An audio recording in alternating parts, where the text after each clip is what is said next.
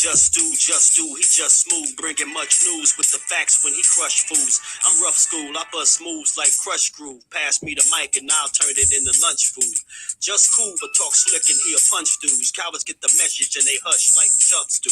You can bring your whole bus crew plus two. T-Dub-T is astronomical, you comical. You a fool if you think we'll ever honor you. Them other channels ain't shit, no abdominal. This the face of new media, fuck a Donahue. You see my giant crew, we shine like a diamond do. If any trolls disrespect, yo, we finding you.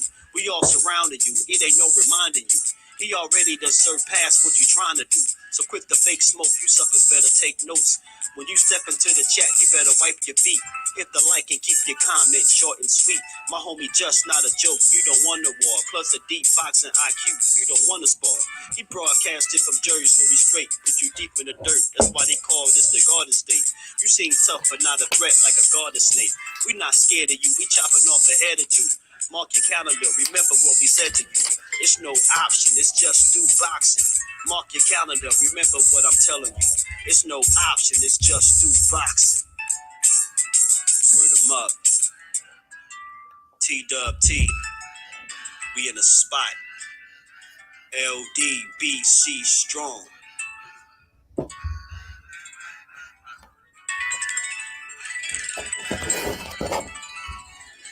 What's good? What's good? Salute to the fam. Pardon me, man. I had my joint set to 11:05 at night, man. I just caught it, man, and had to switch it, man. So, pardon me for that little mix-up. But we here, man. We back again. Good Monday. Good Monday to the fam. How y'all feeling, man? How's y'all feeling, man? Clear my throat. MP. What's good with it, Brody? TWT family, man. What's going on with you, man?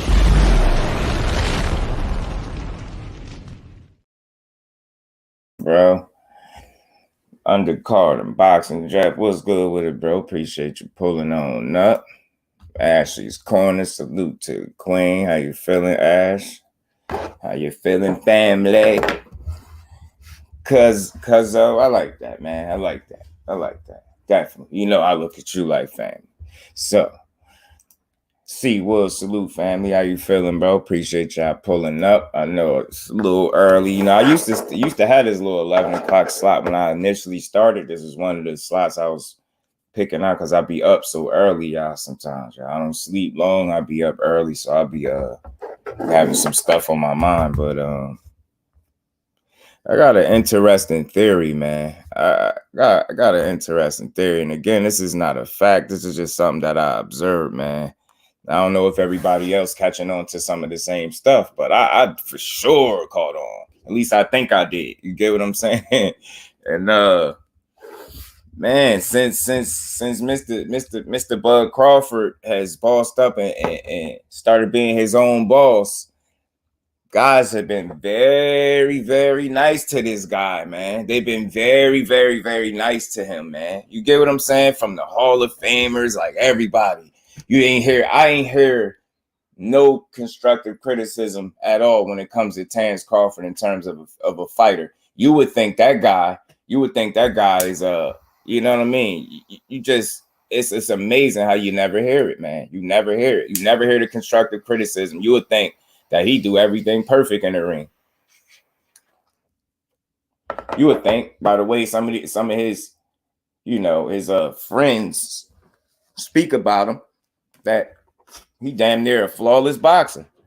You get what I'm saying? After Bud meet Haney want more money. Ha ha ha. Which legs? Oh man. So I got an interesting theory, y'all. Yeah, you know what I mean? Like, that tell me if I sound like I'm crazy. You know what I mean? And y'all, and Ash, man, you notice, family, y'all notice, man, you know, we was talking about this, and it's just a theory of mine. This is something that I came up with before I started this live. This is something I'm thinking about. You know, we all see this picture, right? We all see this picture. We see it floating around, and my thing is, I was saying it yesterday, y'all. Don't this look like a picture that you take when you just sign something? You get what I'm saying? So I'm going somewhere with this because I know I brought this up yesterday, but I didn't bring it up in this fashion. Like we all see this right here, right? And it get us, it make people think different things, right? You see a picture worth 1,000 words. You know the saying, right? And I agree with that. You know, it's a lot. It's a number of things that could be going on. And again, it's going to be speculation because in this day and age with boxing, we gotta be detective with everything. Nobody give us straight up news. Everything got to be a secret, and you know what I mean. They got to try to find a way to mislead and drag stuff on when they should just let us know what's good. You get what I'm saying? 512 Big Tex, what's good with it, Brody? Appreciate you pulling up, Mr. PSA, crush the legend, my bro. Yes, man, the voice. I'm back at it. I appreciate y'all, bros. Let me drop some flames for y'all, all y'all. BC, I see you in here, Brody. Let me drop some flames for the people, for the family. Man. Let me drop y'all. Let me drop y'all.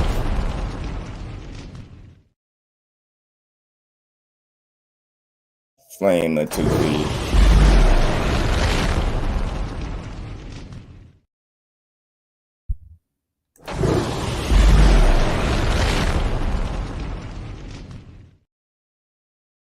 BC, my Brody, what's good with it? Aga Chavez, salute, fan. Appreciate you pulling up, Golden Boy. About to announce a 3-fight deal. Hey, Jeff, get out of here, man. Get out of here, man. I'm going with it. You know what I'm talking about. Y'all see what I'm talking about. So follow me, man. Follow me, BC, my bro. Aga Chavez, salute to Jersey, man. Appreciate you always pulling up, man. Always, man. Always. Salute to the fam. Salute to the fam. T, what's good? This man, man. Well, salute to the one of the hardest working, man. And one of the hardest working brothers I got, man, is this man Southern T, man. Y'all, this boy be up, man.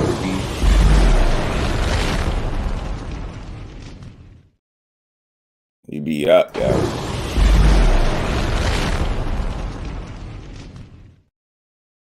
Flame, my boy, for putting in that super work, man. Super work. TSPN, man.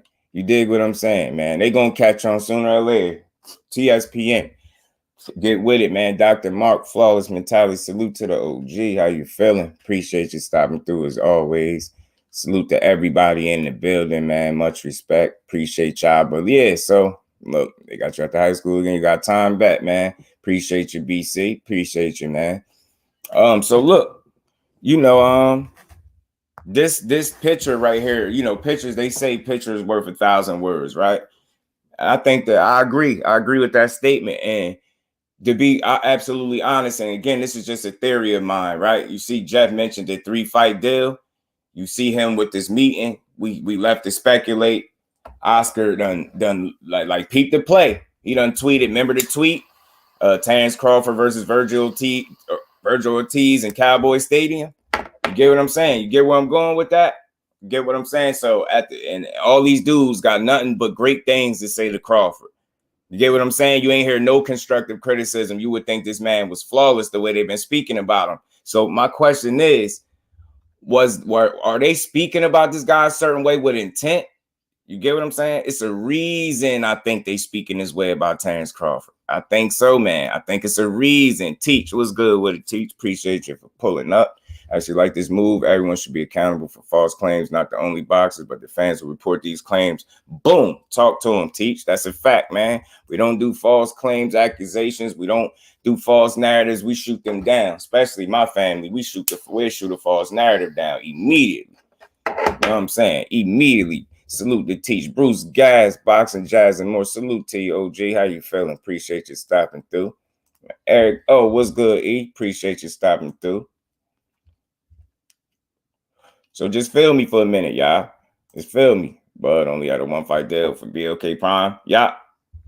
That was like fight by fight joint situation. You know what I'm saying? That from what I understand, I was just like a one-off. You know what I'm saying? And I think he even said it. He even came out and said that his own self. But follow me for a second, y'all. You got these dudes, everybody kissing this dude ass, telling him he good, your best thing since sliced bread, Mr. Hall of Fame, Mr. Active, still boxing Hall of Famer. You get what I'm saying? And I'm starting to feel like this is with intent. You're gonna stroke his ego a little bit, go have a meeting with him. He right in the middle of both of y'all. Y'all stage this picture up.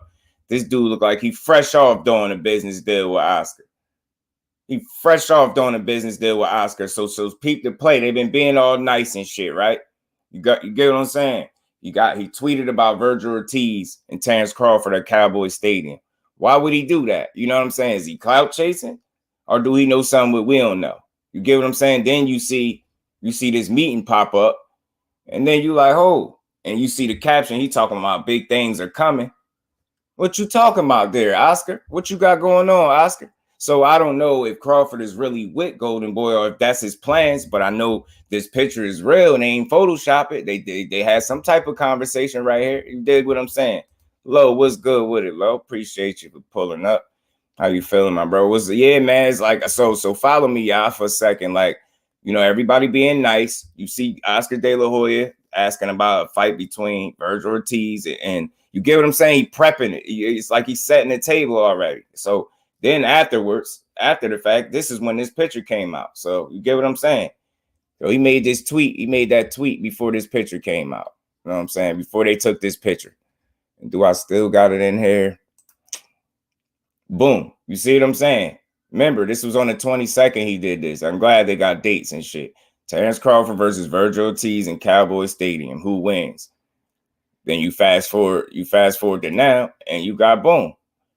You know what I'm saying? So you get what I'm saying? Boom. You see what I'm saying? Ash, you get where I'm going with this? So tell me if I'm crazy.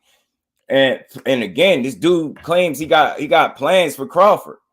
He got plans for this dude. This is what he said. So we all know who his fighters is. We know who his fighters is. Who been speaking? Who spoke on Terrence Crawford one time after one of their fights? That was Mr. Virgil Ortiz Jr. That was him. BLAIR Cobbs been running around talking crazy.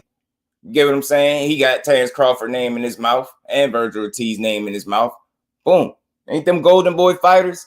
Then the WBO say something about mandating Alexis Rocha. Boom. Another Golden Boy fighter. So we potentially looking at, and this is my theory. I'm not passing it off as fact. We potentially looking at the rest of this dude's career.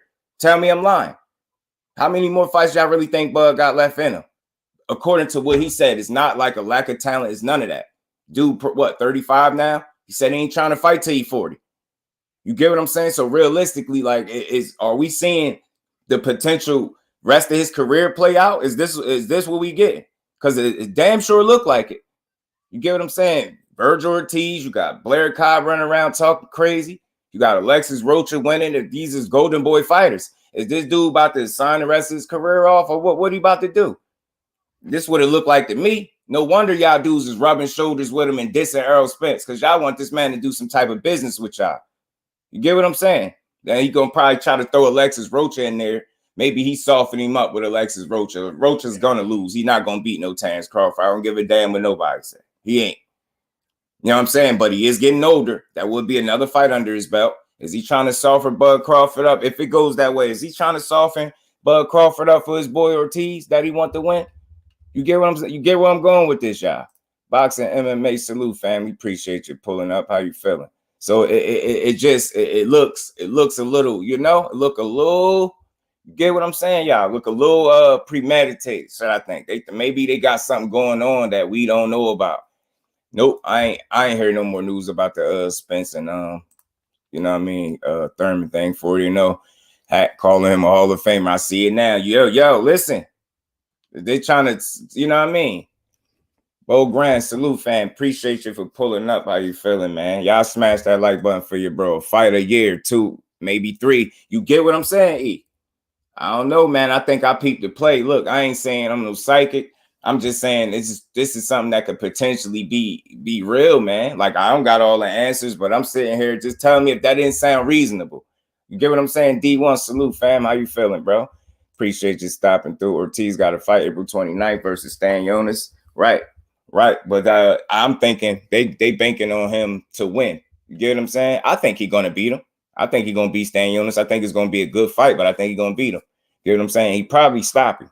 You know what I'm saying? Shower Allah, salute to the queen, man. How you feeling, man? Safe travels. Appreciate you stopping through. Get where I'm going with it, Edgar, man. You see where I'm going. Like, again, this is just a perspective of mine that I have. Like, the way things are lining up, and you get what I'm saying, and that we could have potentially heard this man retirement plan, and you got Oscar running around talking about he got plans for him. How you got plans for him? Did they know that Mr. Boss wasn't going, he wasn't going to be so comfortable being a boss, so they kind of, you know what I mean? Mr. I'm my own boss look like he about to line up some fees over there on you get what I'm saying? On Golden Boy for this man. That's what it looked like is going on, y'all. I don't know if he gonna sign a Golden Boy. I don't know what it is. Some people saying that he signed or he about to. All I know is it looked like he about to do business with him, and the business he looked like he gonna do is going to require him to fight Golden Boy fighters. He ain't fighting no EJ. I don't think we ever getting that. It's over with. It's over with, man. Yeah, y'all smash that like button for your bro as we get through this cook. We just getting in here. We got 17 people or 19 people in the building. Y'all punch that like button for me. I promise you, it won't punch you back. I promise you that. Josh Sanders, my bro. Appreciate you pulling up, TWT family. What's good, Josh? What's good with you, Brody? How you feeling, man? My new channel, and then what? Oh, okay.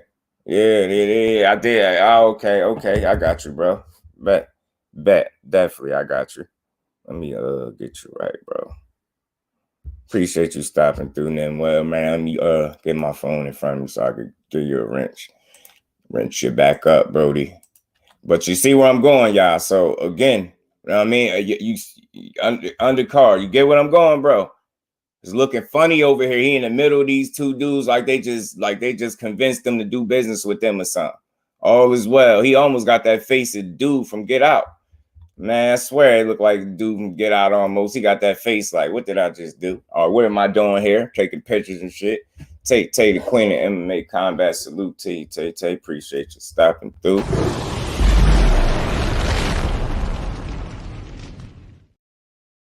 Flames, y'all. I'll be trying to remember.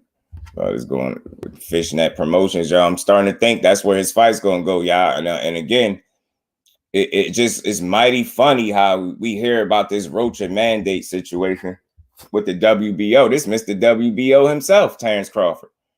You get what I'm saying? Get him in there with Alexis Rocha, justify him fighting him by saying he just knocked somebody out, whatever it is they about to do. But that's all golden. It look like a Golden Boy plan to me, man. Look like a Golden Boy plan to me.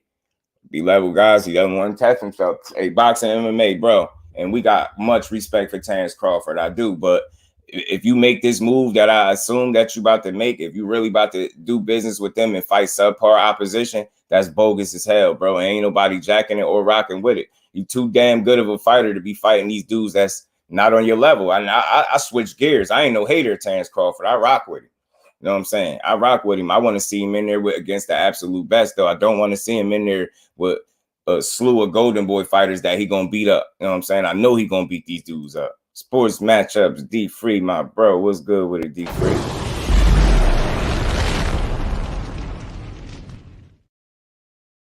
With it free. What's good, man? Appreciate you, Shower, man. Safe travels on that road as long as Bud doesn't get on no to Wong Fu shit. Yeah, I'm telling y'all, listen, man. This look like it's the play, y'all. This look like it's the play to me. I could be wrong as hell, but I'm just hearing a lot of Golden Boy-ish type opportunities for Terence Crawford, and it looked like that's where he at. You know what I'm saying?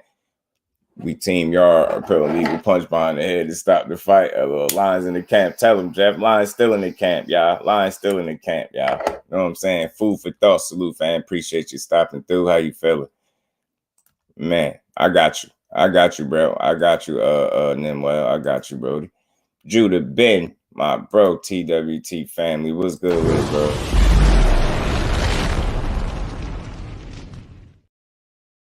Bro's feeling, man. He actually does look like, yeah, I'm telling you, the dude from Get Out, bro. He like, man, what am I doing right here? 35-pounder. That's crazy, yo. That's crazy. That's crazy, man. You ain't never late. You always on time, Jay. Appreciate you stopping through, my bro. And again, y'all, with Oscar saying he got plans, he almost sound like this his fighter. Let me go find. I'm gonna find the article, man. Look, my baby girl, my queen. How you feeling? Appreciate you stopping through.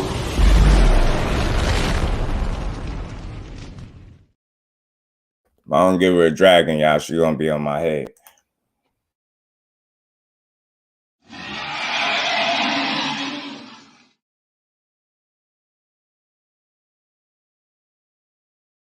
again, y'all, this is where I'm at with it. Like you talking about big things coming, and then you sound like you got a plan. How you got a plan for somebody that's not your fighter? The way you sound like you got plans for the rest of this dude's career.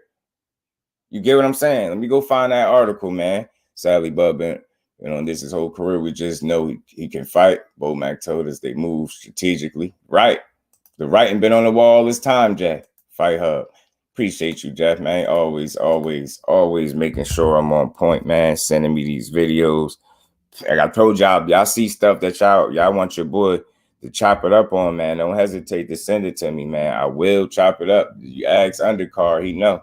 He send me something, I definitely talk about it for sure.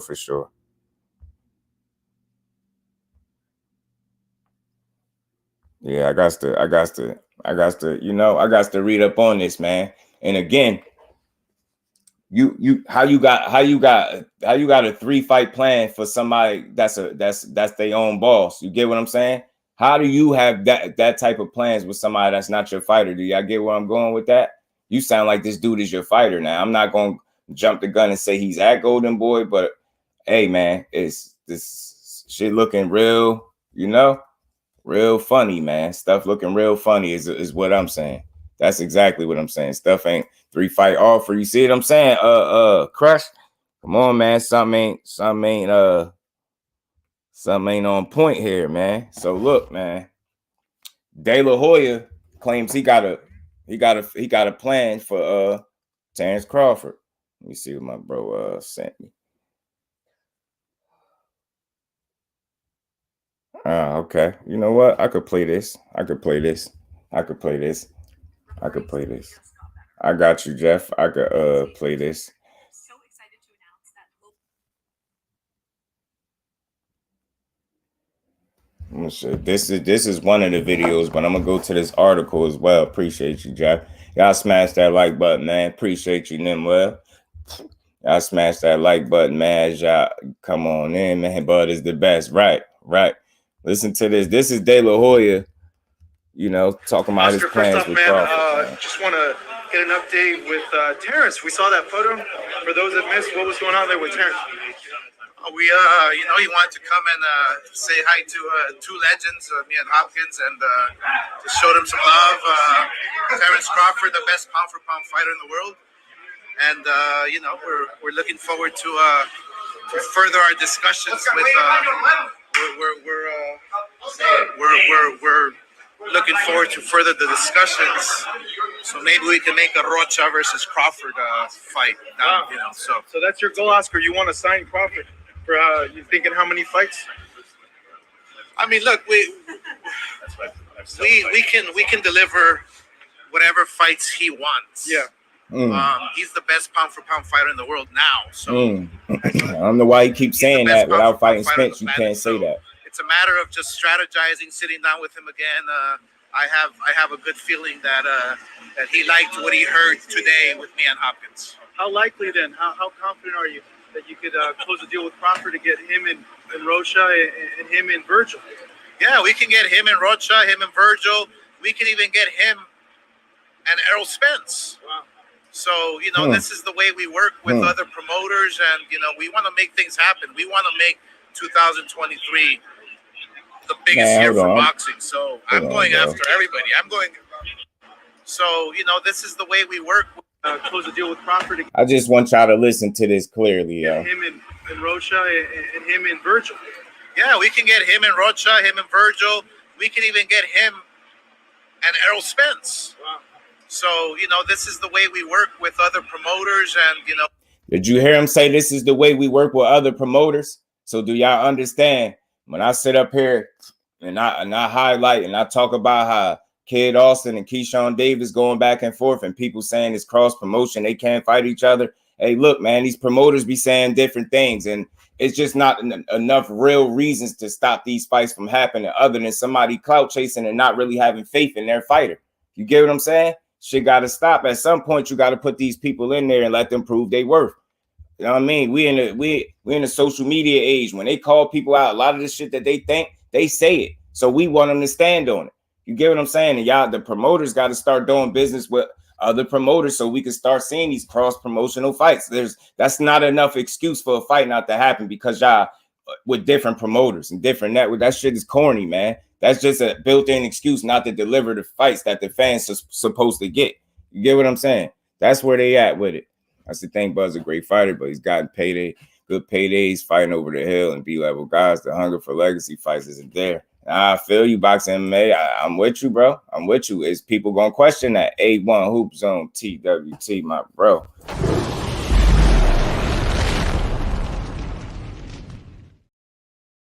Good with it, A1. Yeah, man. Man, you know it. Oscar is full of, but you hear him saying that this is how you get the fights done. You got to work with other promoters. So when I bring up a fighter on one side and they on the other, this is why I talk like that, because these promoters know damn well these fights can happen. They just choose not to give us these fights because they be trying to protect their investment with the fighter that they got. That's what it is. And they don't be really having a real faith in these fighters that they tell you they do, because if they did, they would be willing to put them in there against the absolute best and stop, BSing the fans and just giving us false hope for these fights to happen. Because like I said, there's not enough reasons why these fights don't happen, y'all. It's not. They always trying to come up with something, but it's no reason for this. The first name he said, though, wasn't EJ. You get what I'm saying? Even Spence even. Come on, bro. You sound like that's your fighter. You sound like that's your fighter to have all of that laid out for him. You sound like that's your fighter. That's how you talking. That's how you talking, bro. We want to make things happen. We want to make things happen. 2023 the biggest year for boxing. Right. So I'm going after everybody. I'm back, baby. Yeah. I am back. If you could, what would be the first He fight back. that you would make for Terrence if you guys were able to? Hunter Young, salute, fam. Appreciate you stopping. I wouldn't mind watching Terence with Rocha. Yeah. That's the fight.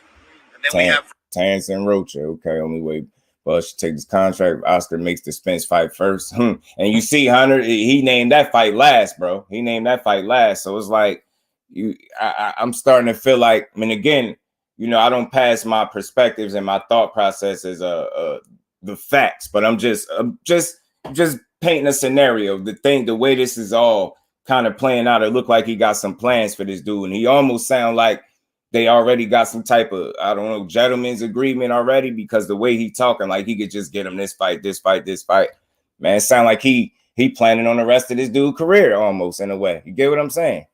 But I'm with you, Hunter. I'm with you.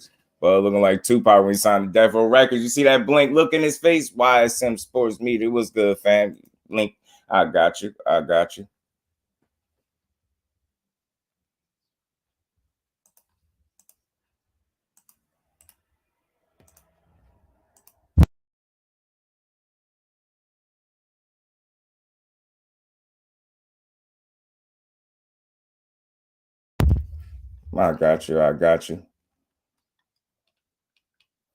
Golden Boy and PBC couldn't come to terms with Marlon Munguia. Tank and Ryan basically got their deal done. Not Golden Boy. Did you see Golden Boy working with PBC? Get Bud and Spence done. You get what I'm saying? Great point, Teach. That's a great point, bro. But here he is. I got the link in there for you, Wise. So I seen you popped in and popped out. Tupac rolling his grave right now here in that comparison. You dig what I'm saying? They out here playing, man. YSM, what's good with it, bro? Let me put this on. What's good with you? What's going on with you? How you feeling, bro? I'm all right. Wait. The shit sound low. I'm about to put my AirPods in. No doubt. But yeah. So it's real interesting how it seems like this stuff might be playing out. We just gonna have to wait and see. But I don't think I'm crazy for feeling this way either. You get what I'm saying? I think this dude been trying to set the table a little bit, and now it look like, I'm like, okay, so we about to go on a Golden Boy ass whooping spree. Okay, they about to BVO boxing. What's good with it, fam? Appreciate you stopping through. How you feeling, man? Appreciate all y'all punch that like button for your boy, man. I promise you it won't punch you back. But the whole one just messing up the high heels at this point. Ain't never seen a dude turn into King Duck. What's good, Wise? And what you got on it? All right, so it's a lot to unpack, right? Mm-hmm. And you got to understand that Terrence Crawford fans are going to ride with Terrence Crawford no matter what moves he makes, because he's their guy. Right. So anybody that's neutral is kind of looking at this with the, okay, Like, all right, so right. I'm not an Earl Spence nor a Terrence Crawford fan anymore. Mm-hmm. I'm kind of disenchanted with their little saga. Mm-hmm. Nah, I'm But with you. okay, so initially coming Right side salute, Brody. leaving Top Rank, he Mm-hmm. said he didn't sign with PBC because he wanted to be a free agent and he wanted to work off a fight-to-fight basis. He wanted to be his own boss. Right. All right, cool. Now, I don't think he signed with Oscar De La Hoya yet. Mm-hmm. I think they presented him an offer. And Mm-hmm. with an offer, they kind of like, all right, we're going to give you this fight, that fight, that fight. Right? That's normally how it goes. Like, a lot of times fans think that they're working on like one fight and that they don't know who they fighting after this fight. They actually do. So when guys call other guys out, they already have a plan. Like two fights are planned 2 and 3. Like a fighter's schedule is planned 2 to 3 fights out, unless they're a prospect. Major fighters, 2 or 3 fights out. But so you say you want to be your own boss. If you want to sign a multi-fight deal and you telling me you want Spence, and you telling me you want Charlo, then you know who to sign with. Why would you sign with somebody else that doesn't have those fighters? Unless you just have no intent on fighting those fighters, maybe. Unless your fans want those fights and you're making it seem like you want those fights more than you want good paydays for easier fights. Right. Yeah. I'm not mad at you taking the easy money because shit, if it was me, I would do it. I'm only mad at you trying to play me if that's the case. Right. Because you won't be honest with the people and say that that's what you're doing.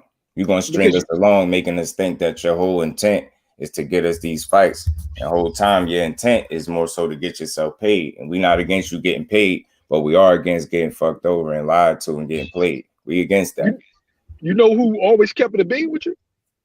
Say who that? Floyd Mayweather Jr. He told you who it was.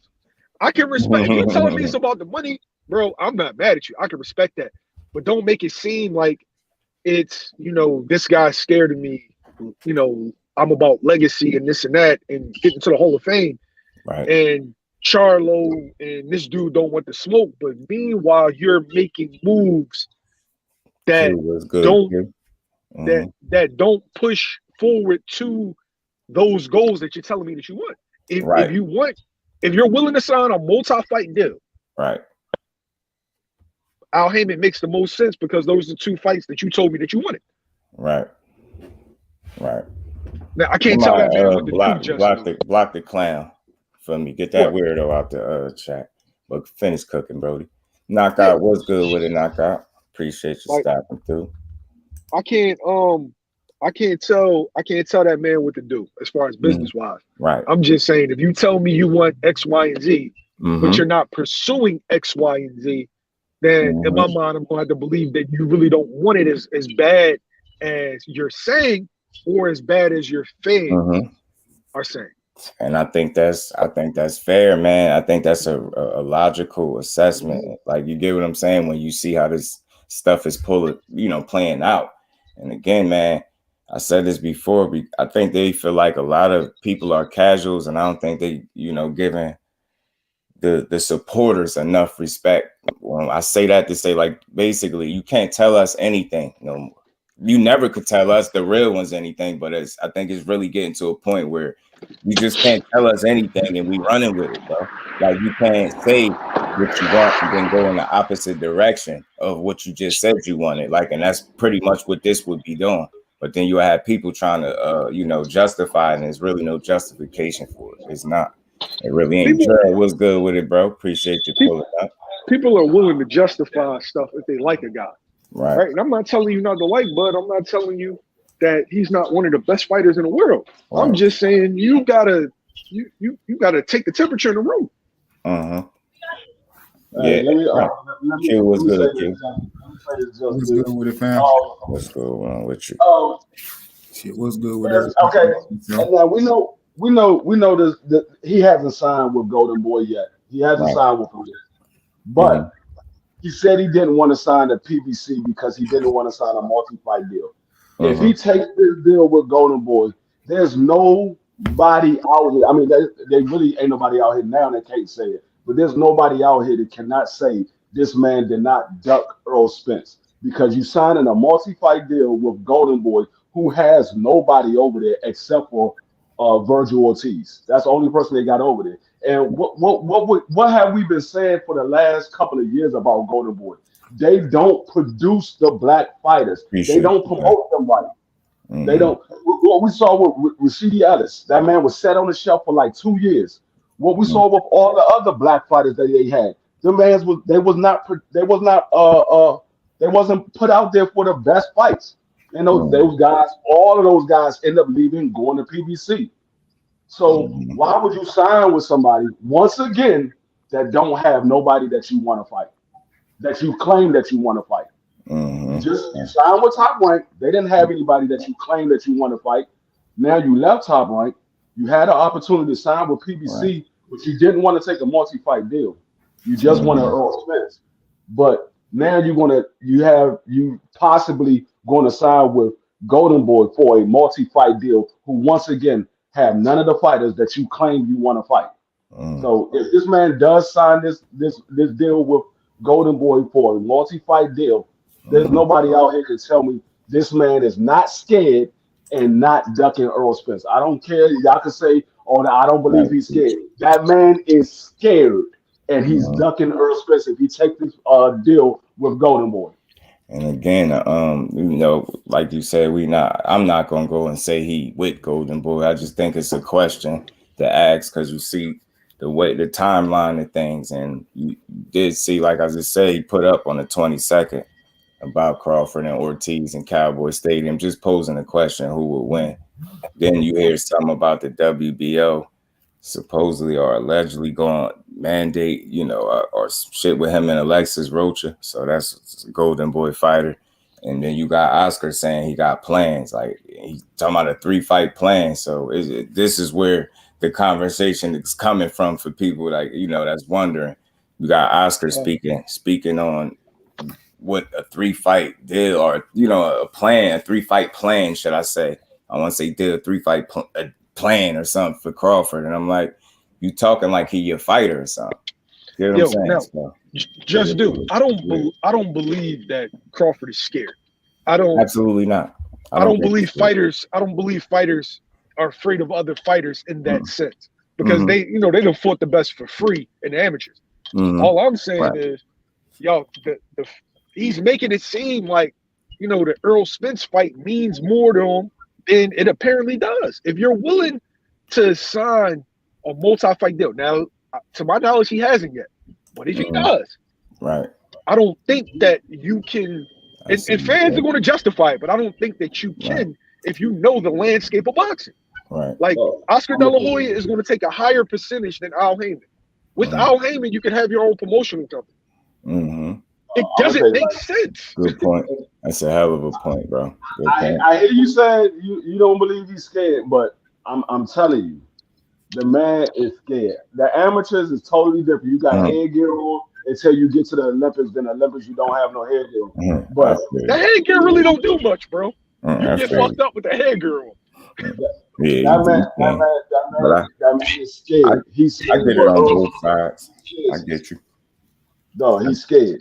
I just don't think I don't know what to really think. Oscar even said in an interview, he said he hasn't signed yet, but we walked away feeling good. I believe he liked the deal that we gave him. Or the offer, or whatever they presented to him. And again, like he talking 3-fight plan. He got a whole article talking about a 3-fight plan for this dude. And I'm like, you almost sound like that's your fighter. So either you confident that you could get some type of business done with him or something. You get what I'm saying? But I'm not going to just say he signed. I have no idea if he did that. Look at what we just said. He was just at the Rosa fight. He was at the Rosa fight. This man went to damn near every Earl Spence fight that Earl Spence had up until it was time for Earl Spence to fight him next. Up until that time, that man decided not to show up to the fight. Now all of a sudden he's back at the next person that everybody's claiming that he might be fighting next. He's at that fight. Bro, let me put you on something. A lot of times when you see these guys go to these fights, like Bud. Bud is having meetings. Mm-hmm. Right. Like I know Bud has met with Al. I know Bud has met with Eddie, and now you see Bud meeting with Oscar. Yeah, I see you, E. Right. Q, what's good with it? What you got on it, bro? What's good with it, No, but fam? what I'm saying, With your family. what I'm saying is nobody actually sat down with him and said they gave him an offer of a 3-fight deal. Mm. Right. From what we heard, what we heard with Eddie Hearn is Eddie Hearn said he don't want to deal with him because he doesn't sell. Mm. Eddie Hearn said he don't want to deal with him. Bro, I know for a fact that Eddie's had a meeting with him. I ain't saying that he offered him a multi-fight deal or anything. I know for a fact that he had a meeting with him. And there's nothing wrong with him. There's nothing wrong with him fielding. There's nothing wrong with him fielding his options. I'm just saying, if you telling me you want Spencer Crawford, Mm-hmm. and the reason why you ain't signed with Al is because they want you to sign a multi-fight deal, which is cool. Like, it's not my business. It's your business. Right. But then don't tell me, if you sign a multi-fight deal with Oscar De La Hoya, do not tell me that you wanted these Spence and Charlo fights that bad. Right. I can't hear that shit. Right. I said, just like you said, if you say you don't want a multi-fight deal, but you say you want Spence and you want Charlo, but you don't want to sign a multi-fight deal, but then you go to Golden Boy and you sign a multi-fight deal knowing that Spence and Charlo is with PBC and they offer you those 2 fights, but specifically, they offer you a 2-fight deal for both of the fighters that you said you wanted. You wanted Spence and then you wanted Charlo next. And they offer you those 2 fights. And you didn't sign it because you said you didn't want a multi-fight deal, but then you go to Golden Boy and you accept that offer. Not saying that he did, but if he accepts that offer, there's no way you could tell me he's not ducking Earl Spence. Right. I see you, Mike. I see you. I hear you. Man. Look, and it's weird, man. That I definitely didn't expect this, but shit, man. You got to think people gonna have some questions though. And again, we're not saying he did it. Go ahead, Kid. What you got on it, bro? My bad. Go ahead. Shit, and TV salute, fan. I guess people ain't expecting, Oscar De La Hoya and them to try to make a fight. Shit, I guess with a potential Crawford potential next mandatory, and that'll be that they said that he possibly have to fight shit around the same time Earl is fighting, or some shit like that. Whatever, they either have to make a fight or already be in negotiation or whatever it is around that time. Shit, Oscar De La Hoya has that possible fighter to be in that mandatory fight. So him making a pitch, that's what anybody pretty much would do, before we go up to purse bid, and then you got other promoters bidding on the fight with your fighter or something that you would possibly want to get. So, and there's nothing, him putting the extra on it, and man, we got Virgil, and we could possibly get that Spence fight, that's just talking. And why would anybody walk away from that looking like, oh man, Crawford, you upset him because you offered that? Like, is that what people looking for? It's just, bro, that's what they had. You don't sit down, and both of them should get up wishful thinking. Shit, they got up and they want to have another sit down with him. They ain't get up and make no deal. They said they wanted to have another sit down with him because they feel like he liked what they were saying. That's all they said. Like, so all that extra assumption and shit like that, that's just people putting the extra on it. And then they never offered him a multi-fight deal. When he was talking to Cape Abdo, he said they ain't never offer no other fighters. We just talked about that fight. That's what cool. It was. Yeah, that's cool. The extra for me came with Oscar talking, like I said, with this 3-fight plan, having a whole article and shit. I'm gonna go to it. I'm gonna pull it up.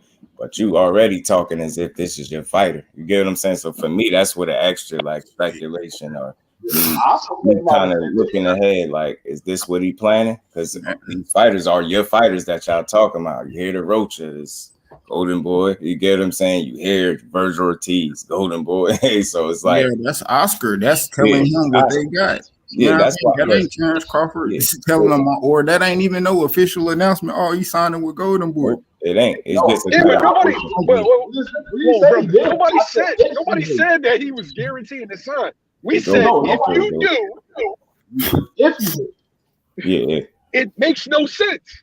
Right. If you tell me essentially it's like if you want to hit the club, right? You know where all the girls are, and then you go to the opposite club, and then you complain and there ain't no chicks there.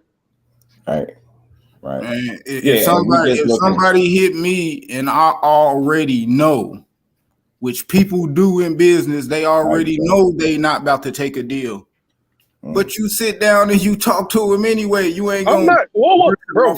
That's just him sit down and talking to him. I feel like we got a miscommunication. I'm not. Bro, there's no miscommunication. Yes, apparently. No, it's not. Judging by your response to this, I'm not mad. There ain't no miscommunication, bro. I don't have no miscommunication with you, bro. Nah, we just making sure you like, because you know we want everybody, not just you. We want everybody to understand where this conversation came from. And for me, I know y'all saying if everything Oscar's saying is true, y'all saying what y'all saying. Yeah. I came on and just said, if you get what I'm saying, it's an if. We ain't putting it on him that he done it, but if we just looking ahead, and again, when you got a guy speaking so thoroughly and detailed, you know what I mean, about the plans with another fighter, it almost sounds like you got him at least on board. So, because that's what you do when you pitching something to somebody. What you gonna say is everything you wanna try to put out. You ain't gonna be like, oh man, we sat down with him and it was a whole bunch of, man, I can probably do this and I can probably do this. That ain't how you pitch nothing to nobody and have another sit down. You like, oh man, I can do this, and this. Like, you know, everybody knows that's how that go, bro. Like this, if I'm having a sit down with somebody, and I already had to sit down with him, I told him what our plan was. I'm not going to come out and make up some new plans that I never told him about. I'm gonna say what my plan was. My plan was to get this, and this. But if I never told him that, why would I say that, knowing that that's going to mess up the negotiations with me and that individual? Because that individual will be like, hold up, we never talked about that. No, I'm not doing that deal. We never talked about that. I'm not going to put something out that we never talked about. I'm going to put out what we talked about. Yeah, we sat down. We made it. I gave him an offer. This is what the offer I suggested to him. I'm not going to put out some false information to the public for everybody to see, and then it gets back to him that I told everybody this and we never talked about it. He's like, no, I'm not doing that deal. We not talking about that. I'm not doing that. I'm going somewhere else. Yeah, who said it was false? I ain't never say nothing Oscar said was false. I didn't say. I'm just saying, if I was sitting down with somebody, I'm not going to put out something that's false. I'm gonna put out something that I said that I talked about. Okay. Yeah. And again, it's just, for me, it's just a conversation more than likely. It's no right or wrong answer unless you making stuff to be fact. And, you know, it's more so just a perspective, because I could kind of see it if that's the way it's going. But then again, he could come and do something totally different. But for right now, this is just the way stuff look and the way it's lining up. It looked like you going to at least do some type of business with them. Maybe you might not, but we'll see. But for right now, that's just what it is until we see at least anything else. And shit, y'all made it y'all business. I know people take pictures, but shit, you put him in the middle of y'all two, y'all, you know what I mean? You damn near made it look like, you know what I mean? Y'all done got some business done. Like, you know what I'm saying? So just the way it looked. But again, it's just speculation at this point. It's just a conversation, because the dude could come out, like I said, and do something totally different. So we gonna see though. But again, like doing that, we already know that's gonna limit the chances of us getting a fight that we really want. Like I said, I ain't saying it. I mean, the man hasn't signed yet. I'm just saying, if he does take that 3-fight deal with Oscar De La Hoya, ain't nobody. I mean, can't nobody convince me this man ain't ducking with it, Brody. That's all I'm saying. No way you can convince me that this man is not ducking. If he takes that deal. I'm not saying he did. I'm not saying he's going to. None of that. I'm just saying if he does, there's no way that nobody can convince me that this man is not ducking Earl Spence. Yeah, I feel you. I feel you. I know where this shit at too. I'm gonna still pull this article up. Oscar De La Hoya, you know what he doing. I guess he got his promoter hat on heavy with this situation right here. As he got a whole article talking about De La Hoya's plans with Terence Crawford. So with Terence Crawford. So we gonna see. He's saying he got some big plans for this dude. And you know, he keep calling him the best pound fighter in the world and all that stuff. He threw them names out there. You know, he threw Alexis Rocha and Virgil Ortiz. Then he said Spence. That's his three fight plan, allegedly, with Crawford. And I'm just like, he also said how he willing to do, you know, business with other promotions and stuff like that. That's how you're going to get these fights to happen. Okay. Well, we want to see it because I know one of the first things somebody say when it's time to make certain fights, like another fight I was talking about, and I know it's early, and I'm very aware of the cross promotion and network. I get it all. But again, when these fighters keep talking like they want to fight, I just want to see it. So that's what's going on right now. With you got Kid Austin and Keyshawn going back and forth. He even threw Devin Haney back in the mix for what it's worth. So anytime I see these dudes talking about a fight, and I ain't trying to give them excuses as to why they can't happen. Once you open your mouth about something, especially more than once, and I see it, I'm gonna want to see it for real. I'm gonna want to see it in the ring. So that's where I'm at with it. We'll cook on it later. Bet. See what different time, bro. You got to understand, right? The fighters the fighters have one perspective. Their people have another. Like the fighters isn't investing the $100,000 it's going to take to move this prospect from from a debut to 15 and 16 and 0. So the fighter can say everything he wants. The dude that invested the $100,000, like, look, I'm not putting you in there with this guy for $50,000 when we can get $250,000 by fighting him next year. Right. So I understand everybody's perspective. I understand yours because as a fan, it's annoying because, like, bro, stop talking about a fight that ain't gonna happen right now. Like, go about your business. Especially when they start even doubling down and making it seem like it's something else that can happen. Like they got actual pull or juice to actually make these fights. Shit, I just want to hold people to their word, man. And I ain't trying to give them excuses, man. I don't see that Kid Austin and Keyshawn Davis fight happening no time soon because, like he said, Kid Austin is a prospect. Keyshawn is a prospect. They're not going to put those two prospects in the ring together, especially they both on different promotion platforms. They're not going to put them in the ring because they're trying to build their own prospects. They're trying to build them up.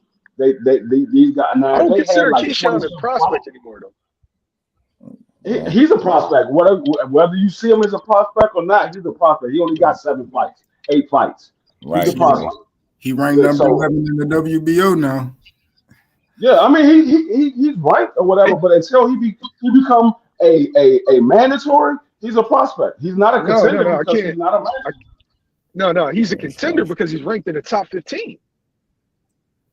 When you're in the top 15, you're eligible for. Listen to me, brother. Listen to me. He's young. He doesn't have a lot of fights. When you're in the top 10, top 15, that means you can contend for a world title. A champ can legit take you as a what they call it a. But like I said, but until he fights for a championship, I'm looking at him as a prospect because he's ranked in the top 15 in the WBO because it's the WBO. Okay, let me ask you a question. With that logic, if he has 30 fights and still hasn't fought for a world title, is he still a prospect? No, you got 30 fights. You're a contender. No, bro. That's picking and choosing, bro. Once you fight 10 rounders and you were ranked in the top 10, top 15, you are a contender. Listen to what I'm saying. If you only got 7 fights, I'm not looking at you as no contender. I'm not. Vasyl I'm looking at Lomachenko fought for a world title with one fight. and he was still a prospect, and he lost in his first. No, he wasn't. his first fight. Once you fight for a world title, you're a contender. You are He contending. was a prospect. He lost his first fight. He was a prospect. They threw him in there He because lose his first fight. He got an his first intern. fight. He got an his intern first title fight, title. he lost. His first title fight, he lost. Yeah, his first title fight. You said his first fight. He lost. He They threw him contended. in there. Bro. Once you rank to the top 10, top 15, you are not a prospect anymore. They threw him I don't in care there. how young you are. Yeah, Listen by the what I'm rule, saying. you're not right. They threw him in there at a title fight in his second fight because they had so high expectations for him. And he was in the amateurs for like 30 years. And they had high expectations It for don't him. matter. If you're in the top 10, top 15, you are a You contender. can look at it how you want to look at it. You ain't going to change how I look at it. He's a daggone prospect. Thumbs up. He's a prospect. Shit, David Morrell had a title. David Morrell is a champion. He's not a Not prospect. D-Man, Haney. He mentioned Haney too, not Keyshawn. I know you see when I said it's Kid Austin ready for the elite. I got some little pictures of him going, talking his talk to Haney and Keyshawn. Keyshawn too early in the game to be elite for me, but Haney, I think you could definitely call Haney elite. Kyle Jason can't get mad when they call him out. When we call him out, yeah, that's where I'm at with it. I just be wanting people to understand where I come from with these conversations. No writer. I'm not a right or wrong dude. That's why I be wanting people to jump up here and chop it up, give y'all perspectives, what y'all think. I'm not a right or wrong person. Like I was saying though, they're not gonna put those two guys together because they're trying to build them up. They're not gonna put them together. They want to build them up first, and then they'll put them together if they ever put them together. What's the name? What's the name's next fight? Next fight is against a dude with 30 plus fights, right? Keyshawn's fight is against a solid guy, right? What's the name of this fight? Two different. Wait, can I finish, brother? Right, Jay. I said they're fighting two different levels of competition. Like I believe Floyd Schofield is a prospect.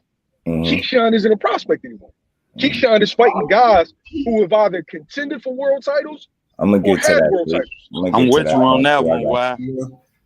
He's not a prospect to you, but he's a prospect to me.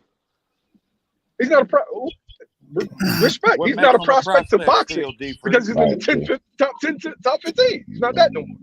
No, like I said, he's ranked in the WBO because it's the WBO. He's not ranked in no other section about it. Man, it's irrelevant though. He's still ranked in that section about it. Keyshawn last fight, that dude that he fought, man, had over 30 fights. He fought Devin Haney before. He fought Mikey Garcia before. You know what I mean? Give me another prospect who fights he got a level belt of competition. Name any other prospect right now that's fighting that level of competition. Fight what level of competition? What's good with it, the level that Keyshawn is fighting. Up until he became the #1 contender, Frank Martin fought that level of competition. And we just Martin is not a prospect anymore. Now he's not because he's the #1 contender. Now he's not. He's the number. So basically, until you contend for a title, yes, you heard it. You said the exact words. Contender, you contend for a title. I mean, now Frank Martin is on for a title. You're a prospect. You realize that fight like Aaron Pryor was mandatory for years. Outside of David Morrell, name another person that got 7 fights that's not considered a prospect. Shit, he might be, VO.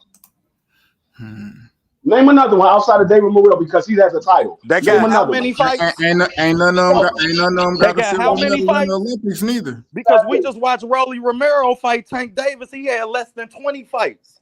I said he 7. Considered a prospect. I said 7. Name another one that had 7 fights outside of David Morrell. Keyshawn got more than 7 fights. So how does Keyshawn got 8? My bad. He got 8.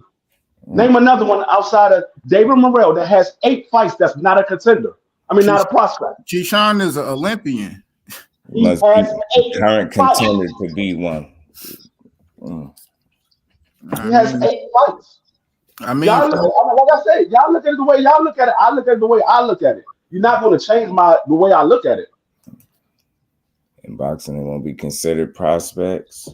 Got you. Fate was good with it, bro. Tito Mercado stopped Jason Velez, and he younger. Yeah, Jason Velez, he had a lot of fights too. At a time. Well, the only problem that I have with that, I guess, Frizzle, is that we look at champions who fought a lot of fights but fought no quality competition. Yeah, I mean, so now I can't discredit this kid for his amount of fights when he's fighting a quality level of competition. Right. Because who Michelle Rivera fought, and he was ranked high. He was top. Top 10, whatever, and he never fought nobody in the top 10 or none of that. No, he Michelle Rivera fought other prospects, other undefeated prospects coming up that will let you. He beat what's his name? Decorated amateur Rican kid, Adorno. Yeah, he beat Adorno. Adorno, yeah. Do you consider? Wait. And he beat Adorno coming off of that back. Do you consider Frank with the other dude? Do you consider Frank a prospect? He was a prospect up until he beat Rivera. He was a prospect up until he beat Rivera. He was. But with your logic, he didn't beat a world champion, though, bro. He didn't fight for a world title. He became the #1 contender for a title. That's what I said. Until you become a contender for the title, you are a prospect. Wait, you said after. Wait. You said after he beat him, now he's a contender. Yes, after he beat him, now he's the #1 contender. Now he is not a prospect. He's the #1 contender for a title. He's next in line. He's next in contender for whose belt? Damn it, man. What's good, damn it, man? He's next in line for Tank Davis. For Tank Davis regular belt. Okay. I said he's next in line for Tank Davis's belt. He's the #1 contender for the WBA. Bro, I literally repeated what you just said, yo. Right. Calm down. Right. Morrell beat #1 ranked 168. Yeah. Who that, please? Who that? I don't even know where we at, y'all. Very far undefeated. Y'all all stating things I think that are true. I ain't arguing. It's all good. I hear you. Keyshawn hasn't beat a top 15 fighter. He hasn't beat one.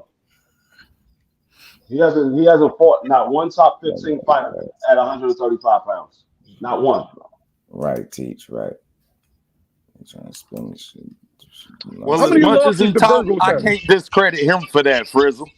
Because he damn sure talking. He damn sure trying to get these fights. I ain't saying I'm not saying that shit. I can't fault him for that. I'm not saying that he's not trying. I'm just saying he's still a prospect to me. I mean, I get what you're saying. I'm just saying why I can't fault him for. Yeah, I mean, if he fights those guys, then he would not be considered a prospect anymore. Once he fights those guys, and he fought somebody in the top 15, he would not be considered a prospect anymore. But until he does that, he is a prospect. He only has 8 fights. He's a prospect. He hasn't fought nobody in the top 15. Man, nobody. I might have to leave and come back. Why is my square right next to Blair Cobb's face like that? You stupid, yo. He's spooked, man. You got him spooked, OTB. Nigga might be killing me or something, man. Hey, yo, somebody man. brought up a good point, right? And when Andy Cruz gets over here, y'all got him contending for a world title in under 10 fights? You said Andy Cruz.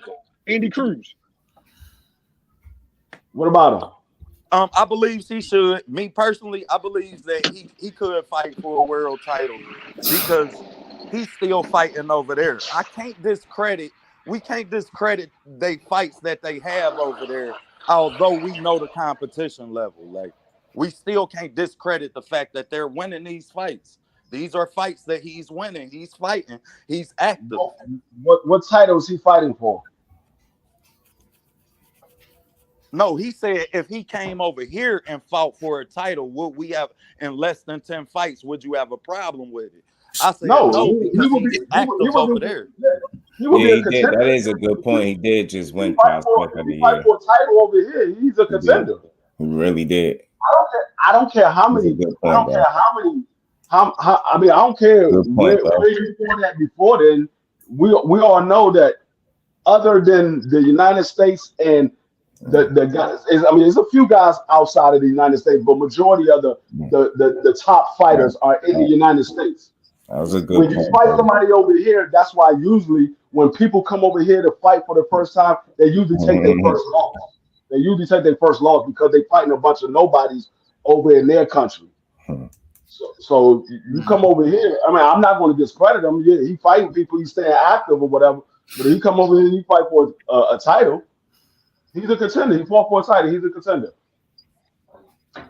Yeah, bro made a Yo, did just get I want prospect of the year a few make sure weeks just back. do make sure you have him on when Keyshawn's next opponent is announced.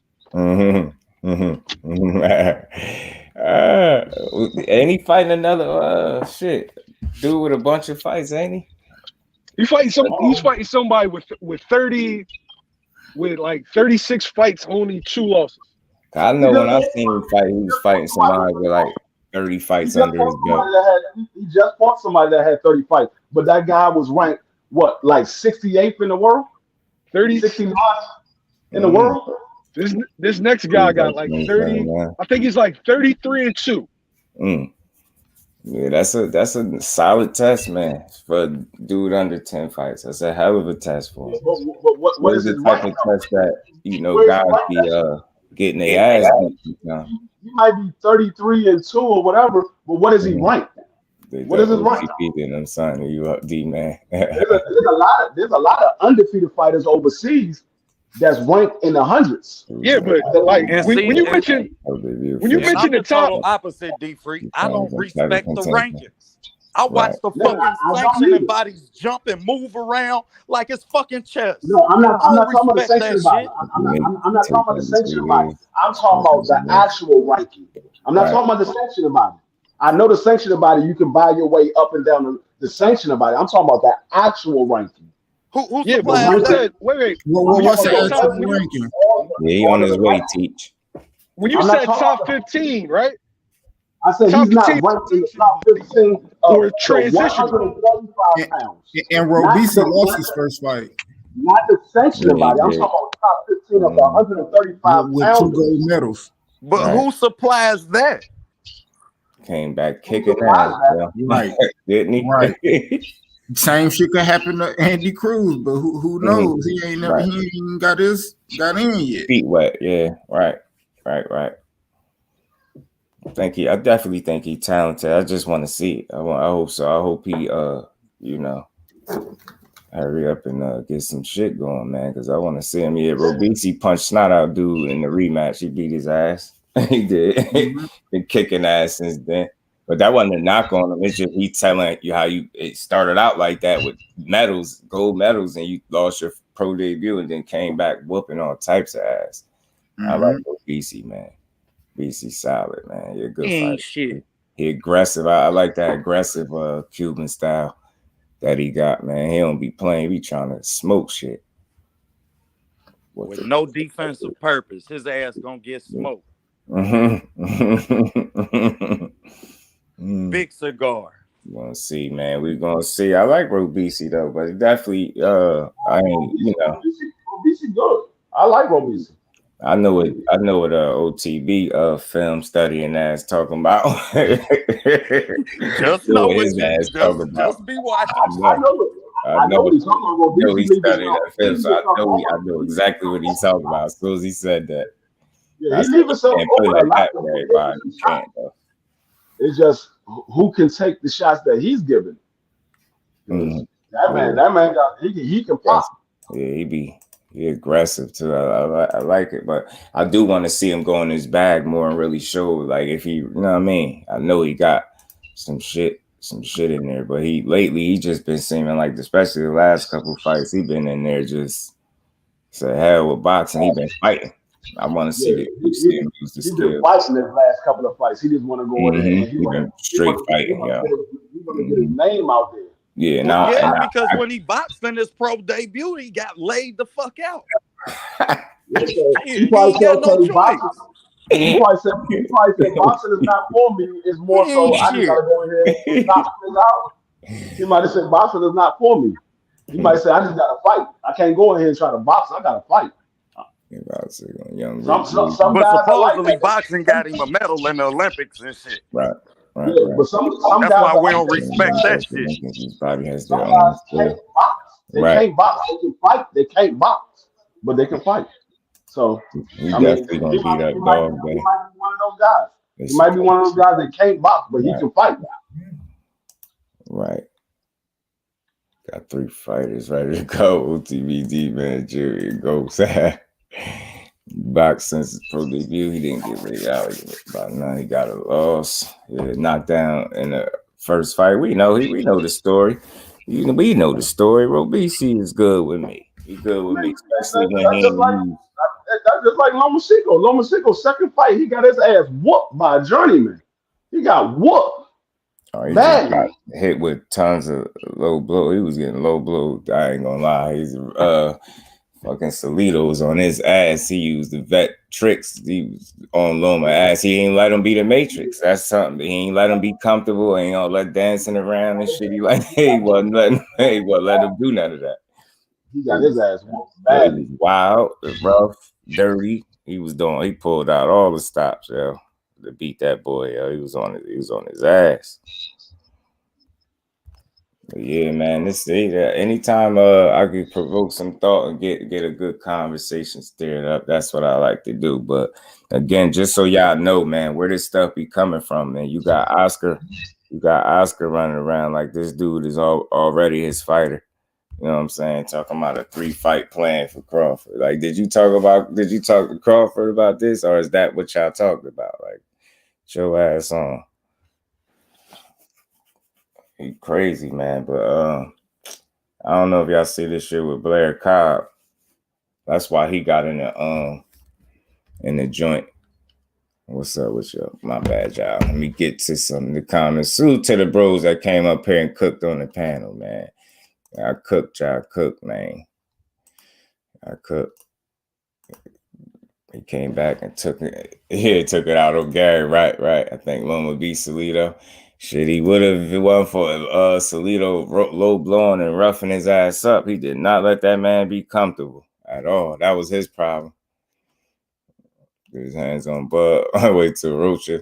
I'm telling Robisi can box. Yeah, he can box. I think he could. I think he's a good fighter. I definitely think he's a good fighter.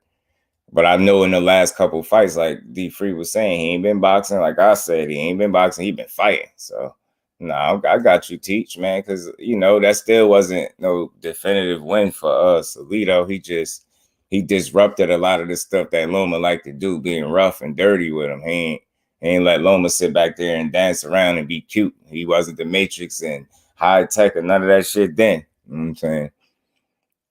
Keep on hurt who the next 2 fights is. You don't get no level of credit for fighting these 30+ guys when them 30+ guys were beat or Uber drivers. I don't know. I mean, for me, yo, I just have a different assessment, like of I guess challenges and opposition, right? Like I understand these dudes ain't necessarily fighting the world beaters at this stage in their careers, right? I understand that. But they still, the fighters that they are fighting, they're put in place for a reason. You get what I'm saying? They put in place for a reason. You got guys 7-8 fights fighting 30+ fight veterans. That is a test in and of itself. Like, you get what I'm saying? How much of a test? It just all depends on fight night. You get what I'm saying? But I think it's a growth process. Like, these fights early they take place for a reason, and I'm just at a different place with it. Like, I don't know. Everybody's entitled to their own assessment and how they look at things and view things. But for me, I never hear fighters on the way up to being great. If they're going to be great, I never hear them getting like no type of credit for no fights early. Like, I'm just not at that point. I just know how not to overstate a victory, but I know how to assess it where I'm not constantly discrediting every guy this dude fight until he fight, you know, one of the champions, or you know what I mean? I get these dudes have to grow. They can't just go from, you know, again, basically being a rookie to fighting champions. Like, that shit not realistic. It's a maturation process that need to take place. It's a growth process that need to take place. These fights are stepping stones and tests in their own right. They all serve a purpose. Like, these dudes have to have these fights. You get what I'm saying? For boxing to make sense, these fights have to happen. So what I'm saying is, all these guys that are not the big name guys and all the contenders in the top 10 and 15 and even in the top 20, I understand all that. But they gotta fight these other guys first to even prove that they can handle those other dudes. So how do we assess the fights on the way to getting the better fights? There's a responsible way to do that. I just don't think we do it enough. Like, you have to allow these fighters to grow. The fuck what they saying and how they talk, that's them. They being the entertainer, they being a boxer, they selling themselves, promoting themselves, whatever. Us as the viewer, as the supporter, we supposed to understand that these fights that are put in place, they serve a purpose on their way to being tested to get to that next level. You can't just, everybody can't get in there and just fight a champion.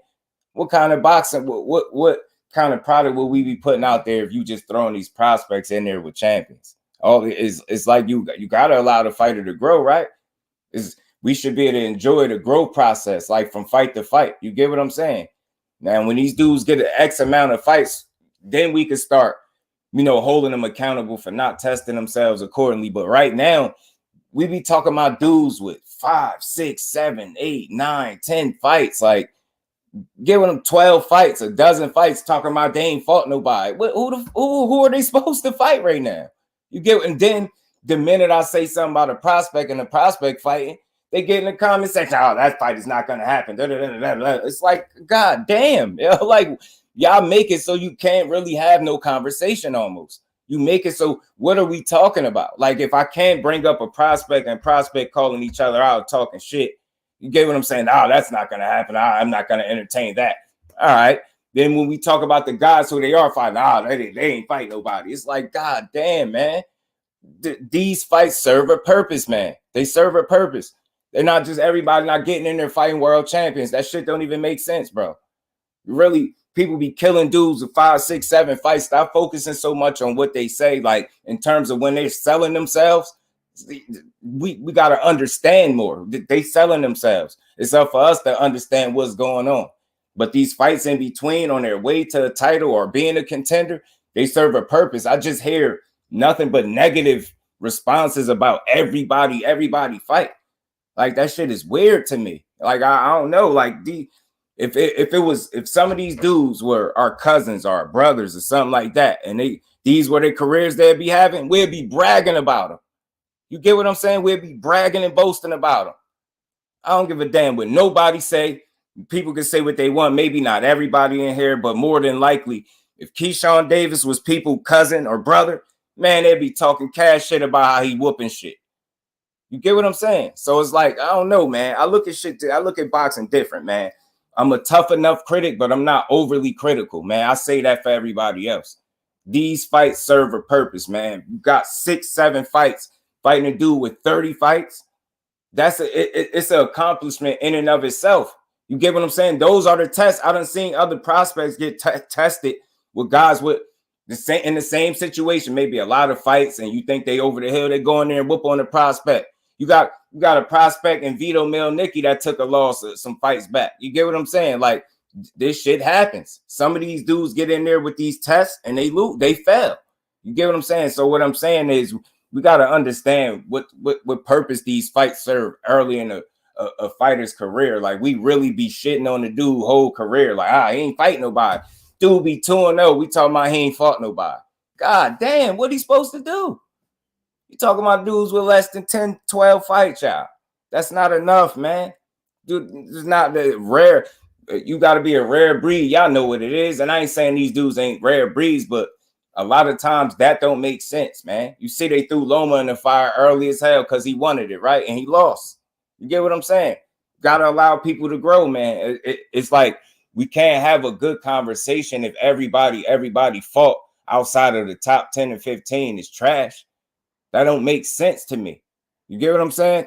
What kind of conversation are we gonna have if that's what it is? Every fight. You get what I'm saying? Kid Austin just had a fight. Fought Alberto Mercado. Nah, he ain't no crazy, ain't got no crazy ass record. I don't think he ranked crazy and none of that. But the man was in his 13th fight. You get what I'm saying? Like, these dudes serve a purpose. These fights allow us to be able to assess the talent and see if they really what they promoters say they is, or if they fluff. You get what I'm saying? But so far, a lot of these fighters that we give so much flack, they be doing their thing so far. Do they all need to get better? Hell yeah. Sometimes do they talk more better than they perform? In some cases, yeah, they do. But you know, these is kids, man. These dudes, you know what I mean, gonna talk they shit, man. They gonna talk. You get what I'm saying? They gonna talk. He said, just once you get in the kind belt, or get through kind of privileges. They need time to grow after having 200 plus amateur fights and multiple pro fights. Should they ask the promoters and not get them secondary belts? I mean, listen. Hold on, y'all give me 2 seconds. Let me get something to drink real quick. 2 seconds.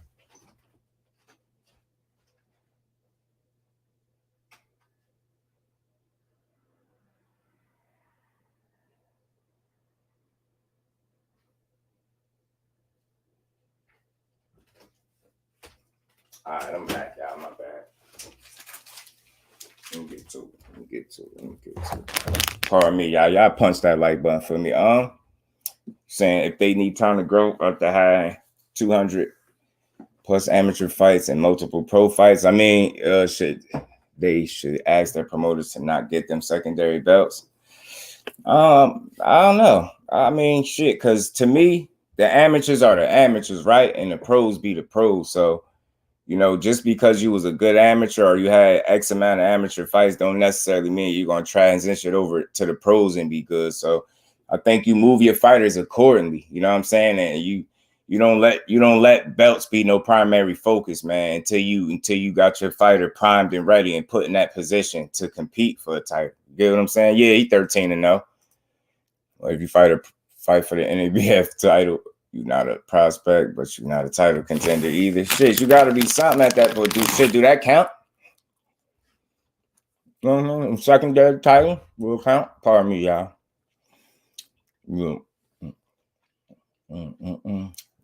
Yeah, right.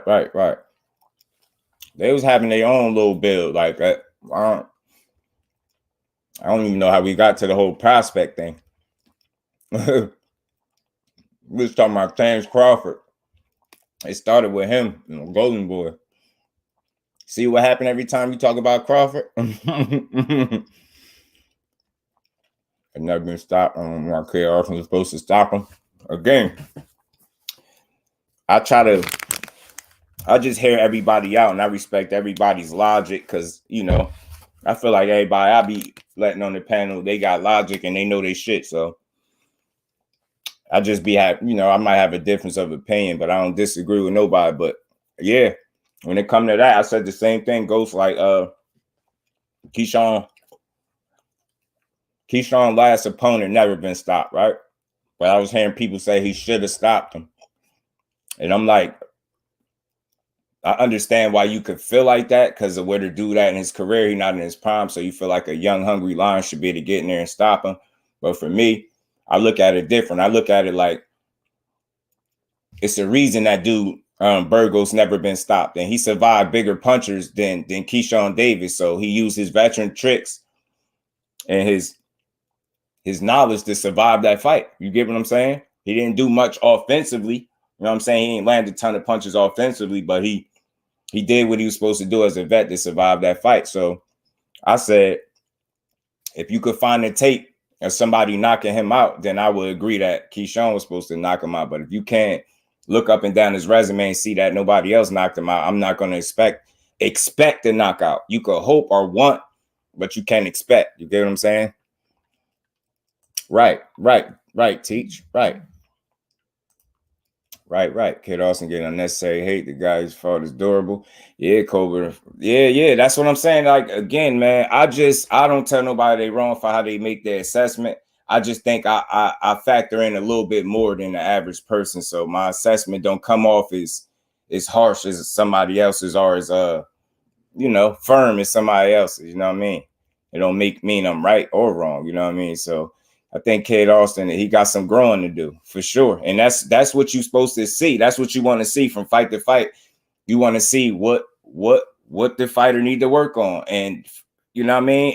If in the next fight they fix the issue, for example, like I was saying, y'all, just a quick example, right, of a fighter improving from fight to fight. Look at Frank Martin, right, with Jackson Marinez. I ain't gonna even get it all into it, but you seen he had a little issue establishing the distance, range, and dealing with the height and length of Marinez for a little bit. Took him a little bit longer to get switched on. Once he did, he got him up out of there a few rounds later, right? Now he fought Michelle Rivera next. We all know height, length, you know what I mean? But he didn't have the same issues in that fight. He addressed those issues and he eliminated them. And then he took away Michelle Rivera's best tools and pretty much dominated the kid. You know what I'm saying? So that's what you want to see in a fighter. That's why they have these fights. Everybody can't be a world champion. They had these fights. They're measuring tests. You know what I mean? It's a measuring stick to see exactly where your fighter at. You get what I'm saying? But after a certain number of fights, and you're not stepping up the quality of competition, yeah, then we get on their ass. But we be talking about dudes with a handful of fights, less than 2 handful of fights, less than a dozen fights, talking about they ain't fought nobody. They young as hell in their career, man. These dudes is babies, especially with Cade Austin. He a damn baby, man. In the terms of sport of boxing, he's a baby. Dude was just 19 not too long ago, some months ago, literally. Dude just hit 20, I believe, not too long ago. So he's a baby, man. Austin should definitely fight Mark Castro, and he mentioned that name, Fate. That'd be a good test for him. I think so. I don't see why it can't happen. You get what I'm saying? I don't see why that fight can't happen. That'd be a good test, and people could stop saying he ain't fought nobody. That'd be a real test for him. Tony Review, salute, fan. Appreciate you stopping through. Yeah, I'm gonna get to that right there too, because I think Fate, you had asked about this too, right? You asked about something when you came in here. My bad, y'all. Let me pardon me, y'all. Let me go all the way up to the bottom, man. My bad, y'all. He went to War Williams and Peter. Give Austin Rene Alvarado next. Yeah, right. Blair Cobbs. Yeah. Lower it up. Right. Oh, you said you would have lowered it up. Oh, because you believe the claims. You believe Blair. You believe Blair the Flizzer. Blair the Flizzer, man. Let me show y'all what Blair the Flizzer. Blair the Flizzer had he had accused he accused Virgil Ortiz of being on PEDs. I'm gonna play it. Oh, give me a second, y'all.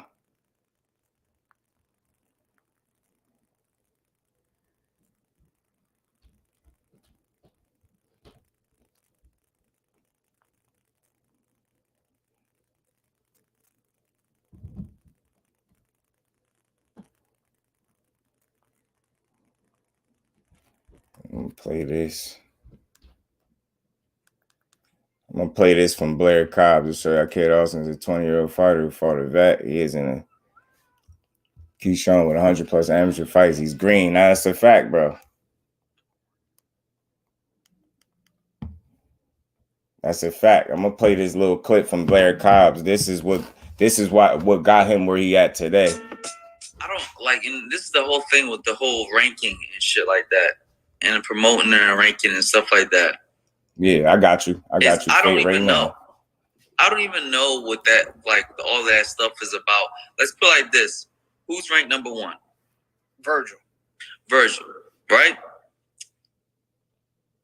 I'll spank the shit out of Virgil, and he gotta get through his fucking test. I wonder, like, he better not be on the roids, man, because he looking real suspicious. But, I mean, he don't have a fight lined up as of yet. But okay, he did just beat McKinson, who was also ranked in the WBO. So where was McKinson ranked in the WBO? I don't know at the time. I don't know. I want to see if he's still ranked. But he was ranked. Nah, he's not ranked anymore. But he was ranked at the time. But from what I understand, he wants to fight Stanionis. He petitioned to fight Stanionis for that WBA regular. Who? Virgil Ortiz. Good. That'll be a great fight. Yeah. Because my whole thing is this. These fucking top 10 contenders are not fighting anybody to get to where they're at. Virgil Ortiz did not fight a top 10 contender, an actual top 10 fighter like that was actually in that slot of number one to be placed number one. I wonder how the whole, like, the ratings are even being put together. Like, for instance, all the top 10 fighters in the top prospects, you can call them out by name almost. Conor Benn, Virgil Ortiz, Jaron Ennis, fucking everybody except for Blair Flair. You know what I mean? And the reason why I say everybody except Blair Flair, because there is one major difference between Blair Flair and all of these other motherfucking fighters. Them all prospects. They are not calling each other out. They are not fighting like top 10 contenders, but getting placed in high places. And like that's what I just see. Now, even when they fight somebody, but it's always a circumstantial bullshit with it. You know what I mean? Like, okay, it was just an easy setup. When fucking Maurice Hooker fought Virgil Ortiz, he fought Virgil Ortiz with a broken hand before he even got in the fight. And then he fights me, overweight, and fucking well more shape than ever before. And he's supposed to knock me out. Nah, that's cap, man. This boy is a fool, man. Virgil Ortiz definitely fought the way better version of Maurice Hooker. He keep talking about how Maurice Hooker was all in his crazy shape. The boy had back fat, man. What are you talking about? He looked bad. What are you? And the bad part about this with Blair Cobbs is he believed the stuff he's saying. He really believes that he fought a better version of Maurice Hooker that night. He was supposed to knock me out.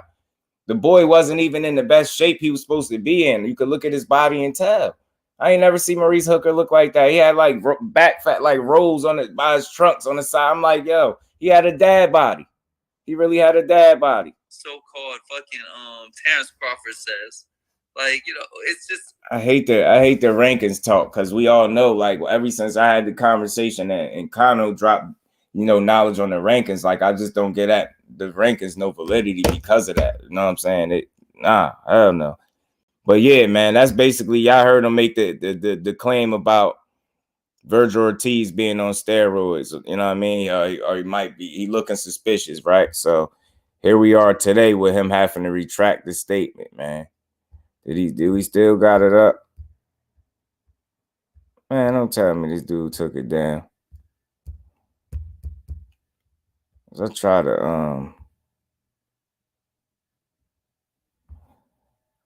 to what's the name?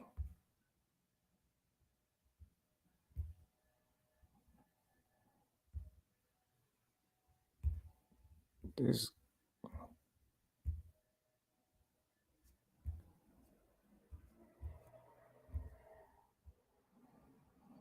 damn goofy, man. This goofy dude took it down, man. He a goofy ass dude. I really don't like Blair Cobb for that. I don't like him. I really don't like him for that. Goofy.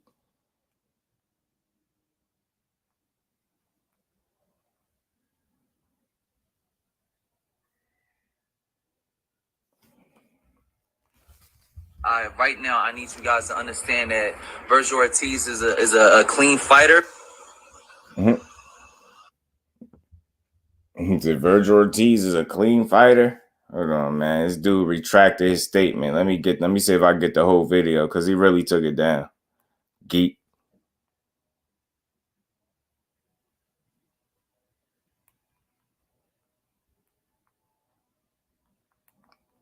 Yeah, I hear he got hit. He had the papers up and everything.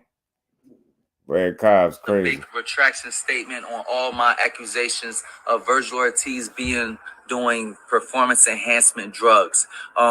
Initially, I had thought that he was possibly a user with this illness that very, very rarely ever happens to anyone that is in boxing. It's a rare disease, but it's incredibly dangerous, called rhabdomyolysis. He got admitted into the hospital, and thank goodness that he's safe and healthy. But initially, when he got into that hospital with that extremely rare case and rare disease, I thought that he possibly was on some steroids. But right now, I need you guys to understand that Virgil Ortiz is a clean fighter, and I retract all my statements. I wish nothing but the best, but also I still call out Virgil Ortiz and many other top name fighters. Why? Because I believe that I'm great. And there you go.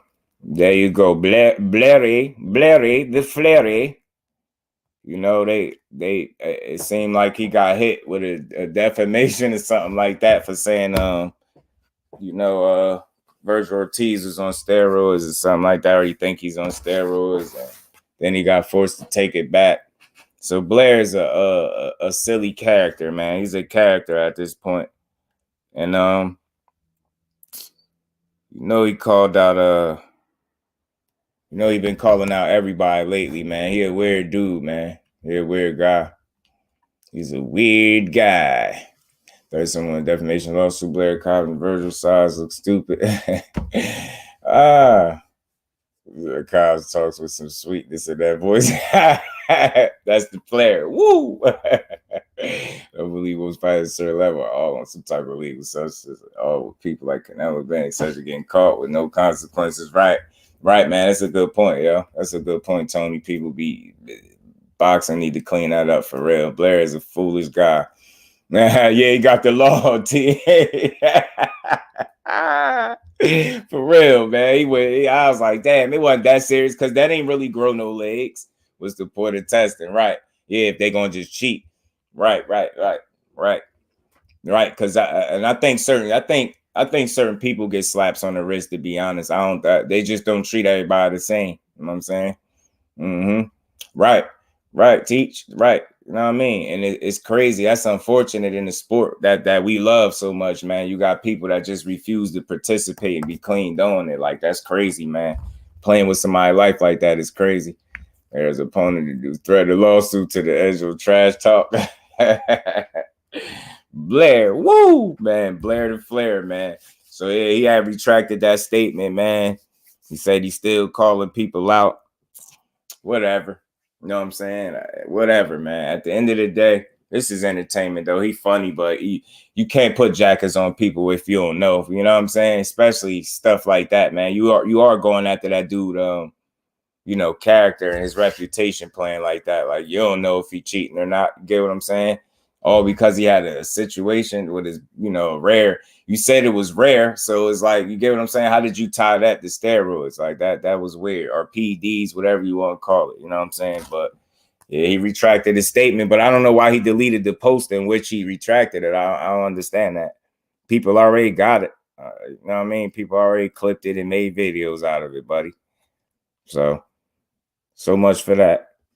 So much for that. You know what I'm saying? So much for that. Right. I don't know what was the point. What was the point? Like, was it that? Well, he did because Verge, he is trying to protect his ass. So I do get why he did it. Let me say that. I ain't a fool. I get why he did it. I don't get why he even said it in the beginning, though, about the steroid. He shouldn't even have said nothing about that, though. Shouldn't even said it to begin with. That was weird. You know what I'm saying? Why you put that on Crawford? You know what I'm saying? Why'd you put it in Crawford? You know what I'm saying? But yeah, man. Oh, hold on. Shit. Hold on. Yeah, but Virgil looks suspect now too. Man. Y'all don't think Voyage is a clean fighter. My boy Voyage. Voyage is a clean fighter.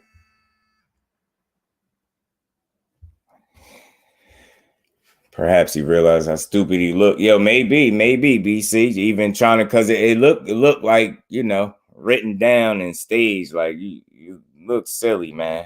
You look silly. That boy looks silly, man. But yeah, just because his manager probably hit him up, telling him to delete it.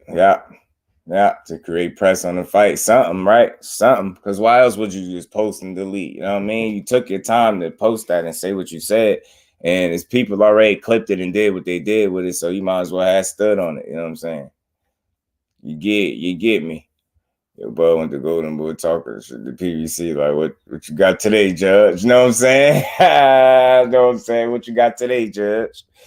Telling you, bro. Bro ass said, hell with that. Hell with the PVC. They don't know business. Said, I'm going where they treating me right. But yeah, the agenda is, to me, like I said, I'm just jumping the gun. I'm just not even jumping the gun. I'm just giving my perspective. Like, people didn't have to agree with me. I thought it was interesting that the timeline in which everything played out and unfolded, and the way everything is still playing out and unfolding. You get what I'm saying? Like, you got a guy in Terence Crawford, you know what I'm saying, that you got, like I said, you got Oscar De La Hoya on the 22nd. He tweeted about Virgil Ortiz versus Terence Crawford in Cowboy Stadium. Who will win? You know what I mean? Just to probably create buzz or whatever to that potential situation, right? You get what I'm saying? Just to get people talking, probably see what kind of reception he'll get from it. You know what I'm saying? Then next thing you know, you see them, you know, they had some type of conversation that took place. You know what I mean? And it had to be a detailed conversation, detailed enough for Oscar De La Hoya to then feel confident enough, you know what I'm saying? Confident enough to go, you know, to Boxing News 24 and talk about a 5-fight plan that a 3-fight plan that he had for Crawford. You get what I'm saying? With named opponents and everything. So again, man, I ain't just pull this out my ass. This is why I think this. I could be dead wrong. But he also said big things are coming ahead. And then he went on and said all these fights that he would like for Crawford. You get what I'm saying? So I don't think I'm crazy for feeling like he could be lining them up. Like you already, then we see the WBO supposed to be mandating him to fight Rocha. And Rocha, not only that, Rocha is supposed to be pressing the issue on his side as well. So with that going on, it looked like that could be his next potential opponent. And he already asked about Virgil Ortiz in Cowboy Stadium. You get what I'm saying? If he talking about a 3-fight plan, because that's what he said. He said Rocha, Virgil Ortiz, and then Spence at the end.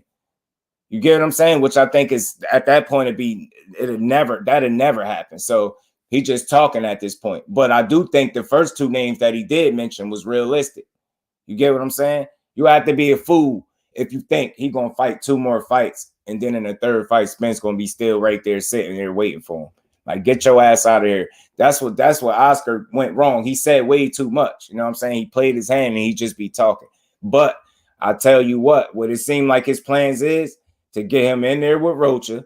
Maybe Rocha soften him up and he throw him in there with Virgil and maybe hope that Virgil could get it off. I'm telling you. That's what I really think. I truly think that Spence Crawford situation, I just don't think I think it's done and over with. And I'm cool with it, and I ain't talking about it. It's cool. But I am going to talk about what I think is current. And what I feel like is current is this dude going over there with Golden Boy. And I ain't saying he signed no deal. I ain't none of that. But it clearly looked like from that picture that they clearly did some type of business. And like I said, yeah, I'm pretty sure they ain't take that picture for nothing. You get what I'm saying? That was strategic. They took that picture for a reason. That dude looked like he did. If we didn't know Terence Crawford and this was the first time we seen him, we would think he was just now getting signed. Tell me we wouldn't. We wouldn't think he was just now getting a contract offered to him for the first time in his career. You get what I'm saying? Shit crazy. That's all I'm saying. I'm not trying to act like I got all the answers. Y'all know I'm not no right or wrong dude. I just thought this was a good conversation to have. Y'all know this is how I do it. We do conversations, and this seem like a real one. This is a topic. People don't hold videos and lives about it as well. But I'm pretty sure some of the people probably see the same shit I'm seeing. It looked like they setting it up. Look like he set the table for him to possibly fight Virgil Ortiz. 3-fight plan, I think that sounds like a retirement plan. I said Buzz sound like he got 2 or 3 more fights in him. And he talking about, ironically, he got a 3-fight plan for a dude that's not going to fight till he's 40. He already said this, y'all. He said this already. He's 35. 3-fight plan. How many fights a year? You get what I'm saying? He don't even be he don't want to be fighting till his late 30s, he said this. Get what I'm saying? So, man, 3-fight plan sound like a retirement plan. 3-fight plan or retirement plan? I might make a shorter video about this. I ain't going to lie to you. I might have to make a shorter video about this, man. Kid also surprisingly got a lot of muscle. He's swift, quick, explosive. He got stamina for straight 10 rounds. Yeah, very good athlete. Just need to match his IQ. Yeah. Keep improving. He's still green. You get what I'm saying? Fate, he's still green. That's why I don't think he beats Keyshawn right now. It's like Dog Bay. Right, but I'm with your Boxiana. Maybe Bud is actually signing the golden egg to make the Spence fight. But it's like, why would that help him make the fight, though? It's a little, you get what I'm saying? And somebody said Al Heyman don't do business with Golden Boy. I ain't say it, but I've heard that be mentioned. So is that the word? Is that real? You know what I mean? Who knows, man? If he do anything and actually secure a Spence fight, he had my utmost respect, and I'll give him his just due 3 times over, man. You know what I'm saying? Rocha versus Virgil is the fight to make for real. I'm telling you, I think it's gonna be Bud. Virgil fighting Stanionis, Fate. Remember, I'm banking. I'm guessing they banking on Virgil beating Stanionis. You get what I'm saying? He beat Stanionis. Bud beat up Rocha, and then they put Mr. WBO in there with Virgil and get him his first opportunity at a title. Right. 3-fight plan. Yo, I'm telling you, man, that's Cobbs, Rocha, and Ortiz. Bro, you see what I'm saying, Rocha? I'm telling you, I'm dead serious. He said Spence, but I'm telling you, Blair Cobb is the sacrificial lamb. He already lost.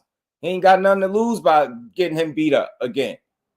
I'm telling you, that's his 3-fight retirement plan, yo.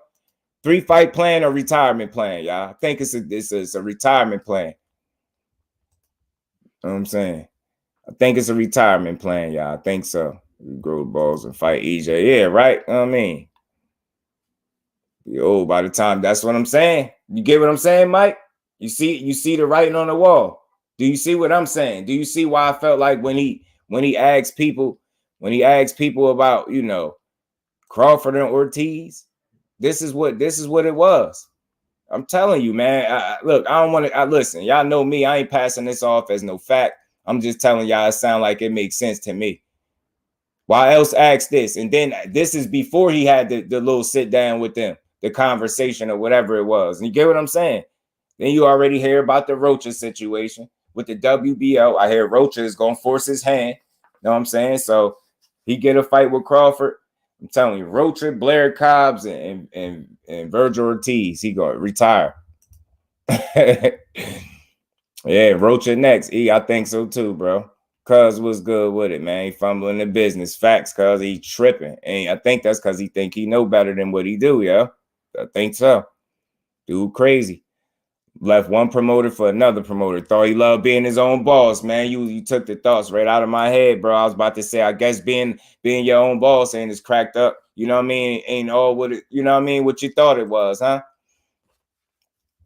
Virgil, if he fights Crawford this year, you know what? I never want to be like that guy. Like, I like Crawford, and I'll never be sitting there rooting against him because I rock with him. I just don't understand the moves he make. And part of that is because I'm not on the inside. The other side is it just don't make sense, some of the stuff he do. But no, I wouldn't root against him, man.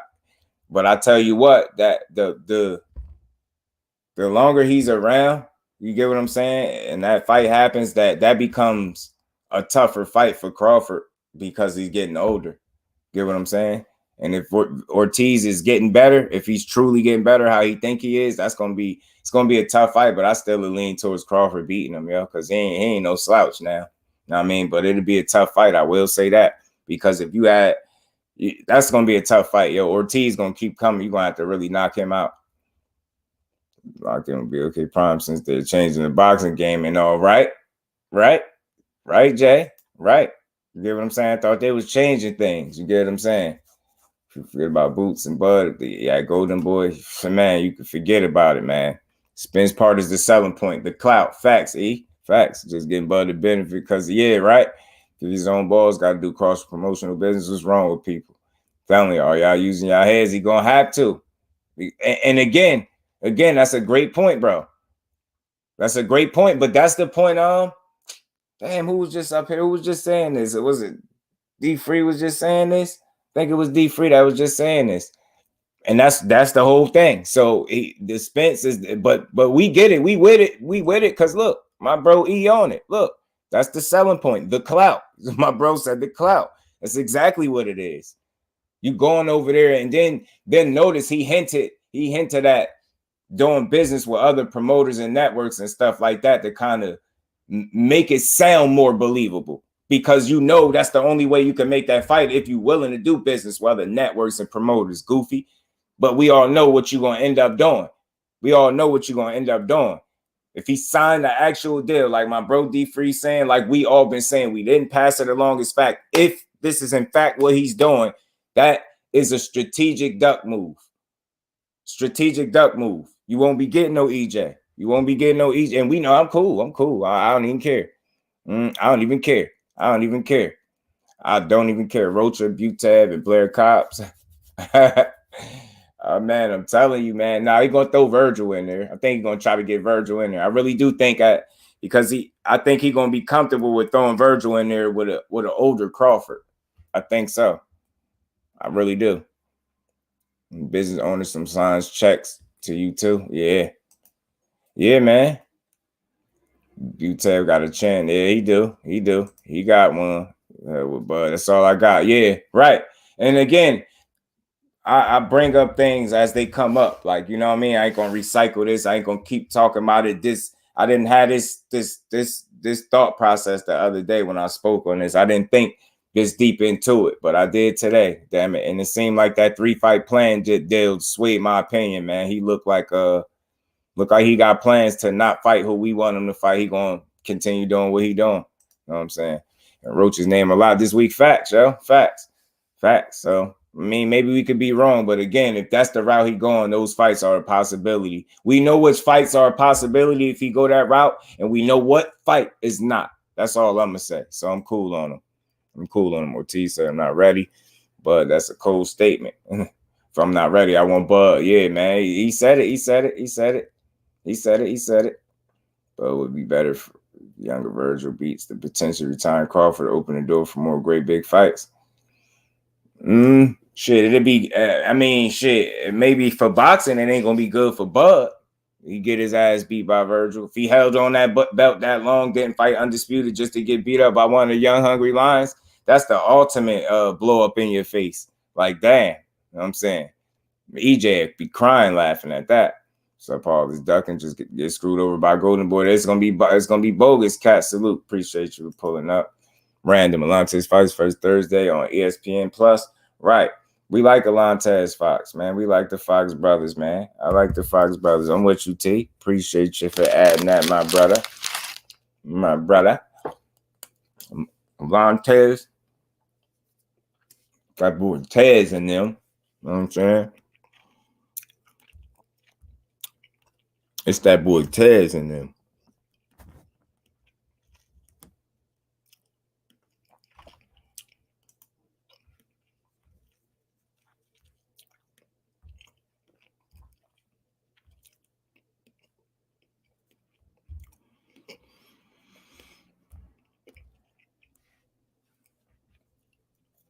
My bad, y'all. But yeah.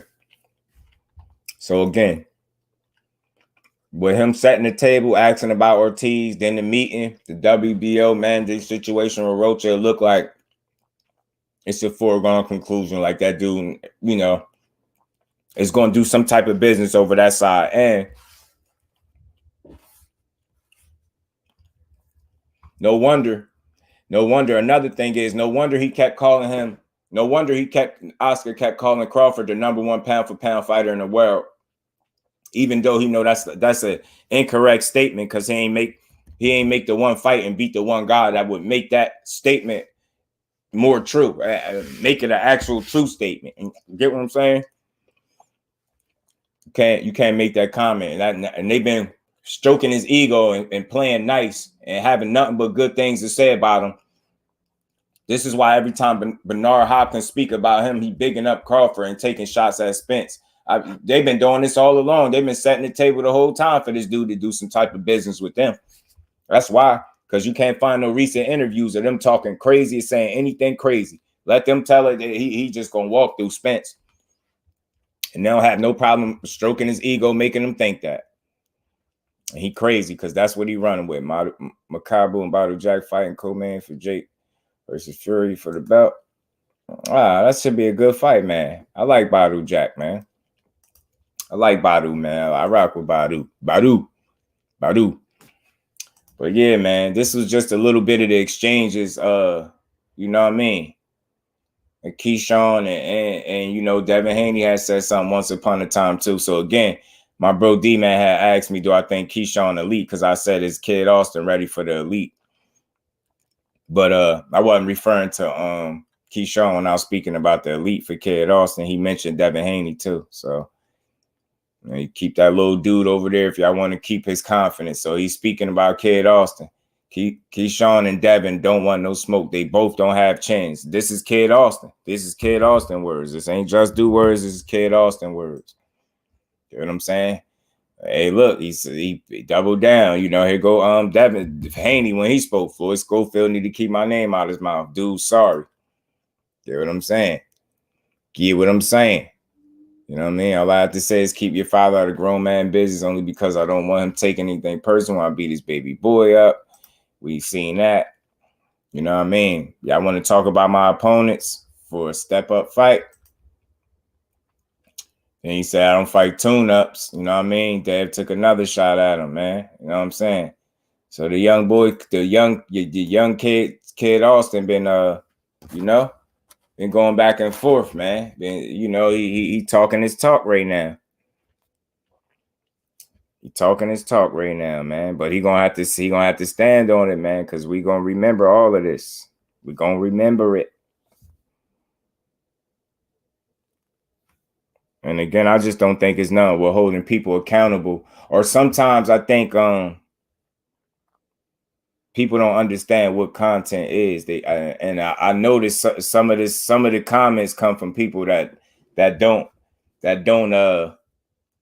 make content. It's easy to say what not to talk about when you don't do this shit. So that's why people come in here. You shouldn't say what you shouldn't talk about. This shit is boxing related. It's current. If it's relevant, it makes sense, then talk about it. I'm not one of them people to tell somebody what to talk about because I know this shit is entertainment. And you're supposed to talk about it. You know what I'm saying? You're supposed to talk.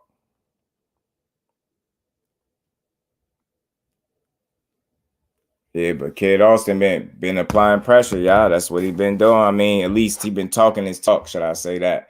He been talking his talk. But yeah, like that's why I always leave all boxing conversations open. I don't shut it down. I'm like, nah, you can't talk about that. Nah, it's content. As long as you ain't rinsing and repeating the same shit over and over. And I never do that. Y'all know that. So I just keep up, you know, I said the way I'm gonna start doing stuff now, when I speak on something, if I see an update about something that I spoke on, then I'm gonna speak on what, you know what I mean, what makes sense. So that's how I do. I like Ashton Silva, yeah. He nice.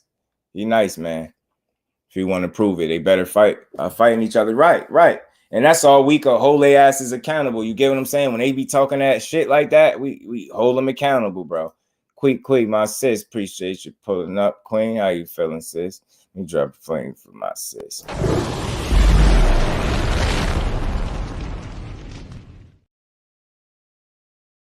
Yeah, man. Keyshawn watches Kid Austin right now. I got 100 if they scrap. Like right now, I think the Olympic pedigree, that silver medal, the experience, you know what I'm saying? The amateur background that he has is deeper than Kid Austin's. I think, you know, the level of opposition is somewhere near around the same, but I think Keyshawn has fought the more experienced opponent slightly, if you want to be honest. If we're pulling back the layers, I think he's fought the slightly better competition.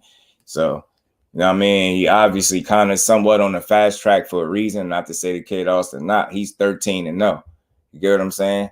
So he got more fights, but you know, look, he said he gonna start putting pressure on people, starting with the young boy Kid Austin. That's what he said.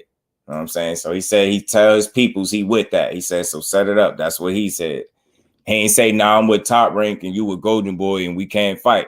He ain't say that. You get what I'm saying? So I understand people feel like that'd be a potential roadblock, but I'm just focusing on what the young man said. He told him to tell his people to set it up. I said, hey, man, look, I'd love to see it. Go ahead and fight. Your dad doubling down says you'll stop him in 2 rounds. We all know the history. You've been going back and you've been mentioning his name. So look, fight then. You know what I'm saying? Can't just go down, fight a 13-0 prospect with no credibility at all.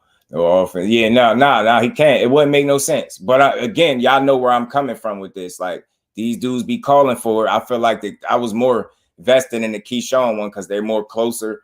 They closer. You get what I'm saying? That shit, man, prospect versus prospect can happen, y'all. It can't happen. Shit, you just seen Michelle Rivera, and I get it. They both, PBC fight. I get that. But you just seen it. You just seen it with Michelle Rivera and Frank Martin. You can't say you didn't see it. So you get what I'm saying? Shoulda, woulda, coulda talk always gets more attention than the actual fight. Japping is a large part of why they didn't fight. Yeah, man. I mean, to an extent, yeah. But I feel like when we create outs for them, Jay, is what helps not get the fights. You know what I mean? Pushing their narratives, like, you know what I mean? Saying fights can't happen for stupid reasons, right? Like, I'm tired of I'm more so out with the old and with the new, like the old train of thought. You know what I mean? That these fights can't happen and helping them like agree that they can't. No, they actually can. All people got to do is work together. And it's really that simple. It's really that simple. If we being honest, it's really that simple. They just making it difficult, bro. They just making it difficult. That's why I say, man, all these fights can happen. There's no reason why a healthy, active fighter is in any weight class and calling for the smoke with any other fighter that's in his same weight class, and the fight can't happen, and we as fans push it like, yeah, because he over there, and so that don't mean the fight can't happen. We know what I'm saying? We just need to hold people accountable, man, and pay for the right shit. You know what I'm saying? Spend our money on the shit that's worth it, and the shit that's not, so be it. You know what I'm saying? This how you call me, like 20 lunches. Putting that work in, bro. I ain't asking for more concessions for Loma. What does that mean? I did see something like that, but is it Dev asking or is it Loma? I'm not for sure. Is it? Which one? Who was asking? Because I did see that somewhere. I did. I just believe that Austin does believe he deserves a shot at Undisputed. I feel like this is great marketing, but I'm realistic earning. Yeah, right. And that's what I think he's doing too. Some marketing going on, but it's like this ain't something that I'm gonna be talking about over and over and over. You get what I'm saying? It's fun. It's fun to hear him talk his shit. And the fact that Keyshawn is acknowledged that he's been talking and that he said he'd be willing to fight him. You get what I'm saying? That's where I'm at with it. I ain't into coming up with extra excuses why they can't fight. Nah, y'all both talking. You called him the trash kid from Top Rank. Your pop says you stop him in 2 rounds. Keyshawn said he gonna start stepping on stuff. He's starting with Kid Austin. He said, tell your people to set it up. He with that. So I want to see it, man. I want to see it. Oh, he's saying so is Dev asking for something else? I got to look into that, bro, because I'm not sure. I did see that somewhere. I don't think I watched the video. Somebody made a post saying that, something about somebody wanting concessions. I remember that. I remember reading. I just didn't read into it. I think it was the title to somebody's video. I'm gonna look into it. I'm gonna find out, yo, because I don't know. From my knowledge, I thought Dev was ready to go. Seemed like Loma was the one holding it up. So I'm gonna have to look. I'm gonna get on that. I'm gonna get right on that. I'm gonna find out. I'll find out, definitely. I believe there's Undisputed, right? I feel like he's just saying it's only a matter of time. He's saying they both don't got chains. He coming for him. Him and Keyshawn. He's saying they both ain't got chains. So we gonna see. You talk a good one, young lad. You talk a good one, because he actual fight top dudes at 22. Right. You need a couple more years. Right. Polish up a little bit more around the edges, man. I'm gonna look into that though for you, Hunter. I'm gonna find out. If it's the information is out there, I'm definitely gonna find it. But I know what you're talking about already, so I'm gonna see what they saying is the issue. Beat his ass, and also don't believe in classes of fighters. He's in your weight class and see who's the best. Right. You in there, right, Jay. And that's where I'm at, and I get it. Like sometimes you feel like the fights are unlikely because of how it's been, but ain't boxing constantly evolving? And I think it's time for us to get rid of the excuses of yesterday as to why fights can't happen and start coming up with more solutions that would make these fights available to us. You get what I'm saying? I know it's hard to feel like you get anything done sitting behind a laptop, but we at least gonna have conversations that make sense, man. Like, it's something got to be done, and that should not be no longer be an excuse, yo. If somebody is in your weight class, we should not have to hear as the consumer, well, they over there on that side of the street. Don't nobody want to hear that shit. We don't want to hear that. Like, for real, we really don't want to hear that. At some point, you got to be tired of hearing that. I'm tired of hearing. I don't want to hear that. I don't want to hear that. It's so bad. They don't even know who created the side of the street. That shit is annoying. That's not a good reason why a fight shouldn't happen. You know what I'm saying? He said it was Devin. Oh, he did. I'm gonna have to look into that. Appreciate y'all telling me that. I'm gonna go look into it for sure. Someone said Loma wanted more money. I did see that too. Cat, I seen that too. Somebody said something about Loma want more money. ESPN broadcast for the Yard versus Arthur said Haney want more money from Loma to make the fight. I wonder, is that accurate, man? I gotta look into that for sure. Bob said fight isn't signed yet, but we have a date and location. Okay, so I gotta go look into that, man. Maybe I asked my bro T, because T is TSPN for a reason, man. For real. Maybe he knows something that I don't. I'm gonna ask my bro for sure. Cause y'all know one thing about me. If I don't have the answers, I'm gonna go talk to somebody I think do, or we gonna find out.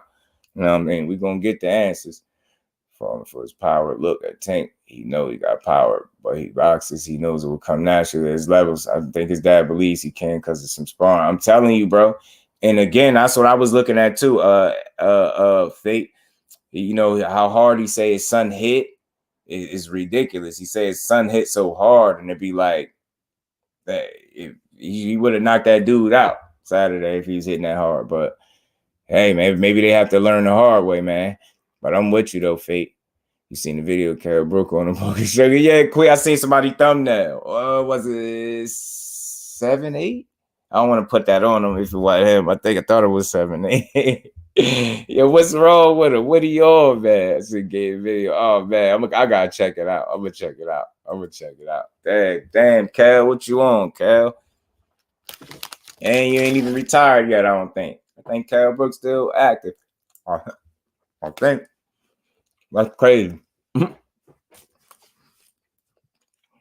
Carolyn beat up Amir Khan and start getting right. But yeah, man.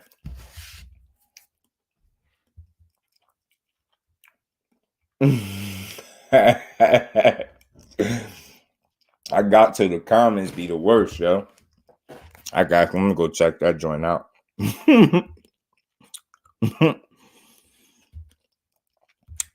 Oh man.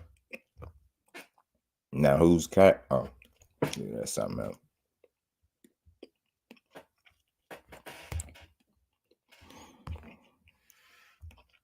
Oh man, I got some homework to do, y'all.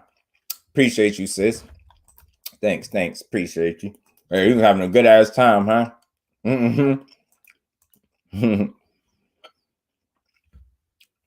Right. Difference is one of them doing hard drugs, illegal drugs, and one doing PEDs. I'm telling you, man, they terrible, bro. They terrible, man. They terrible. Conor Ben been throwing glass. He been throwing stones from a glass house too. He been throwing stones since Chris Eubank lost. He been talking crazy, man.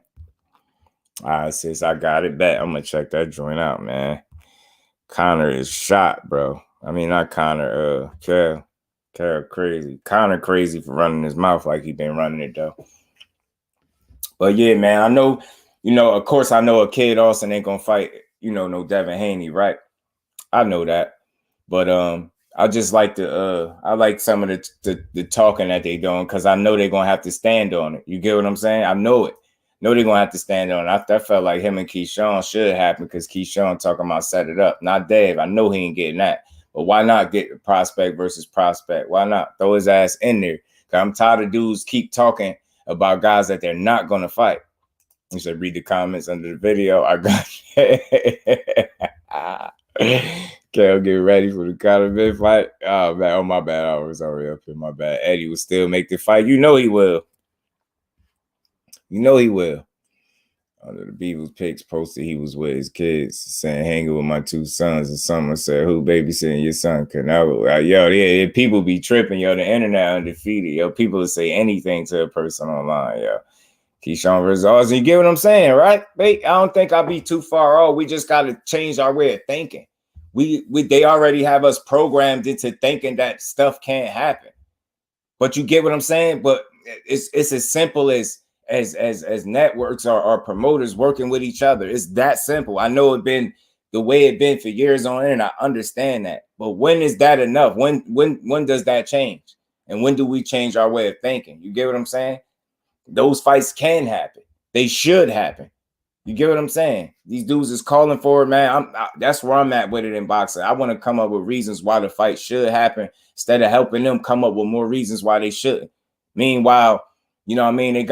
They entertain the fight like they could, like they gonna make it, but then don't do it. And we sit here and believe that they can't happen. Nah, these fights can happen and they should.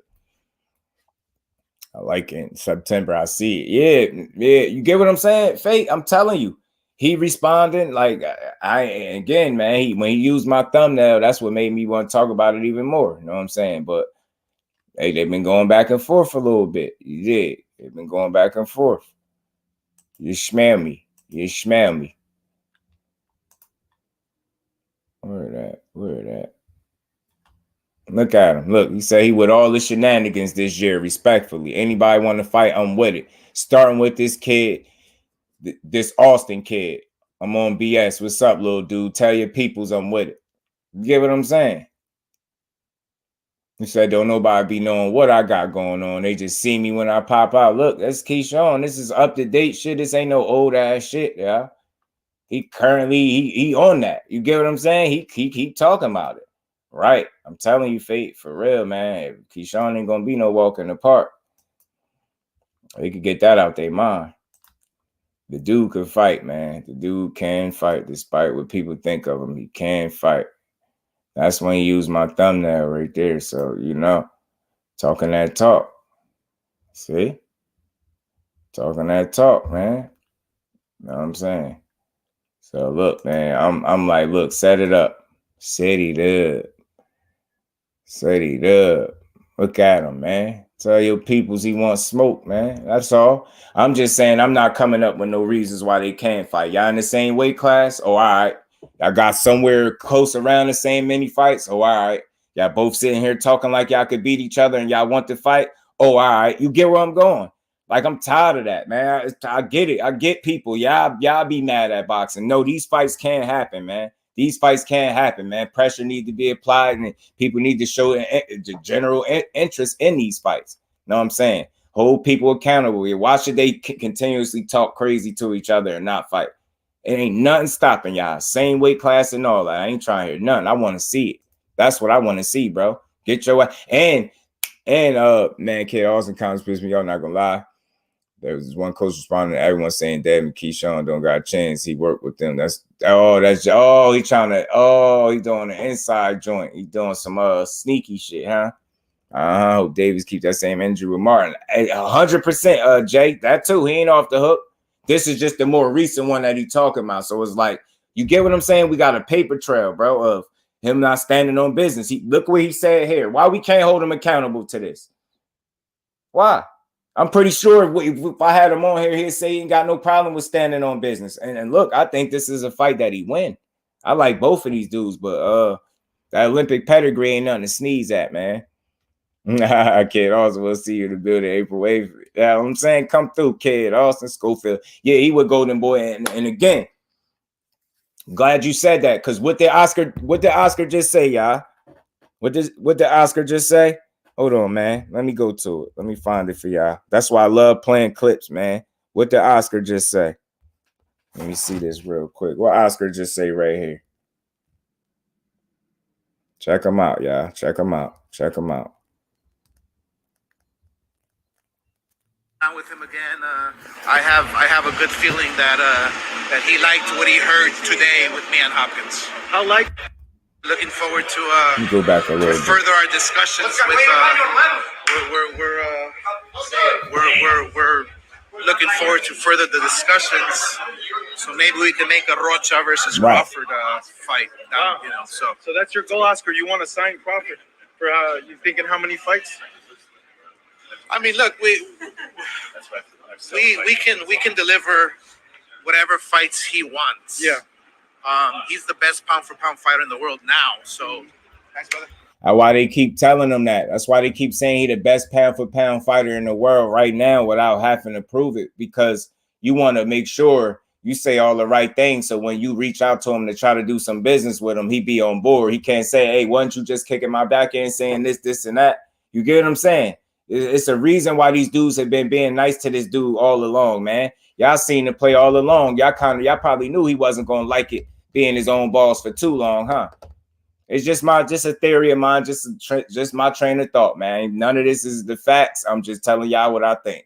This is what I think. This is why these dudes are being extremely nice in terms of how they speak about him. This best pound for pound fighter in the world without even having to prove it. That's bogus. All right, whatever. And it's crazy to me. It's crazy because of the fights and the trash talking leading up to the fights. Yeah, the cherry on top, but now the guys are serious about fighting each other. In fact, they were serious. And again, now I think like that's why I'm big on not helping these people, Jay, create narratives where they can allow fighters to duck.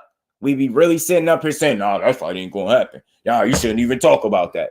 First of all, don't tell me what to be talking about. You can say the fight ain't gonna happen, but you ain't gotta talk about it. I'm gonna talk about it. I be noticing that people without content tell you what to talk about. Nah, man. I'm talking about it because it's current, it's shit talking, it's going on. And I feel like the right things take place in boxing, we could get more of the fights that we want. I'm gonna keep saying that. I'm gonna keep believing that. I know the way that it's been, but that shit gotta change, man. That shit gotta change. At the end of the day, do they stop asking for our money? They don't never stop asking for our money, right? So we should never stop demanding the best to fight the best and fighters to be held accountable to the things they say, especially in terms of when it comes to who they want to fight. I mean, right, Kat. I think so too. So that's where I'm at with it. You get what I'm saying? Get what I'm saying? Easy, like you got it's something. They got to be held accountable, bro. We got to be able to try to push the envelope. We got to be able to have these discussions where they know that the interest is in these fighters, and we get behind fighters that move accordingly and stand on business. Get what I'm saying? Ain't that's what it's all about? Support and building the sport, bringing more eyes to the sport. You know what I'm saying? That's how you connect with your core audience, man. You know what I mean? You stand on business. You do what you say you're going to do. You be a man of your word. You be a fighter of your word. That's never too much to ask for. People got to stop acting like it is. That fight ain't never going to happen. Well, you keep thinking that.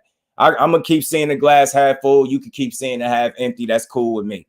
I mean, I got to see it that way. That's the way you need to see it that way. The shit in boxing that take place need to change in terms of what fights we get and the reasons that they come up with why fights don't happen. I'm tired of hearing shit about money. I don't want to hear about none of that. All of us spend more than enough money watching this shit. Whether it's going to the fights, ordering the pay-per-view. So don't tell me nothing about no fucking money when it come time to make a real fight. You talking about it ain't no money in that. I don't want to hear that because the money I'm spending is real. And I'm not the only one spending it. You get what I'm saying? Like, get out of here. They get too many, the same old BS excuses is why these fights don't happen, bro. And I'm just not pushing none of it no more. It need to happen. All these fights need to happen.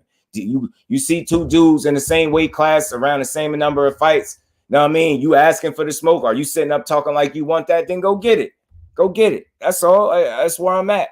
People, that fight ain't going to happen. He's over there. He's over there.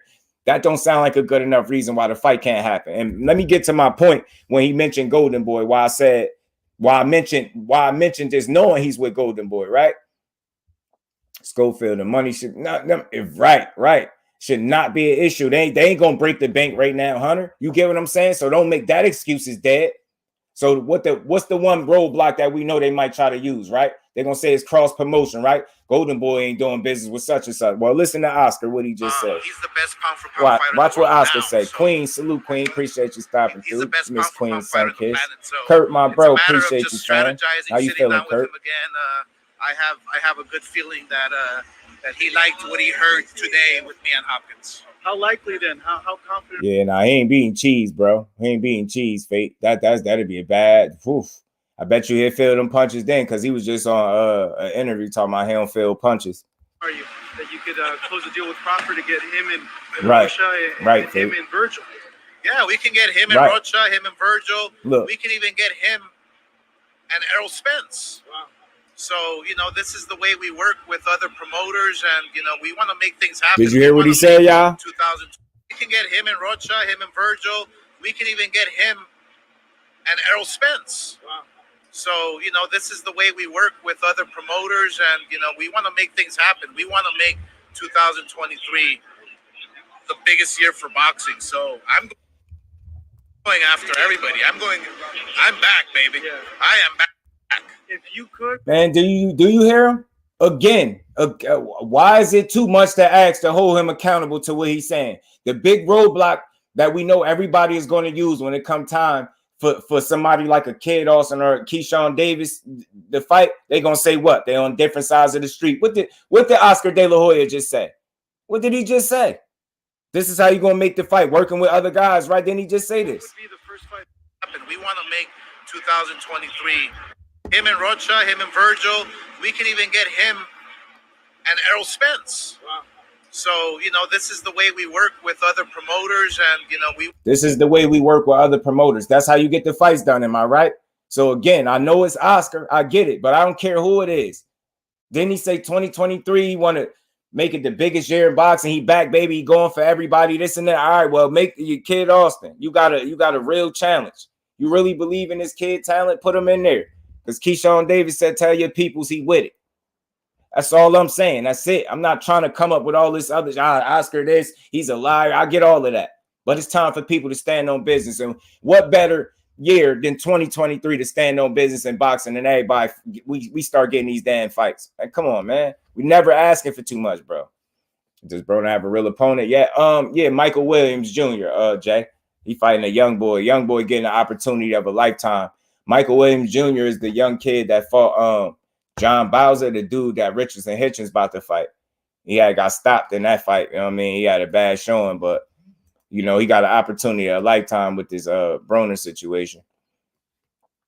You know what I mean? I get only certain channels. Give Oscar an interview. Yeah, probably. You know how that be.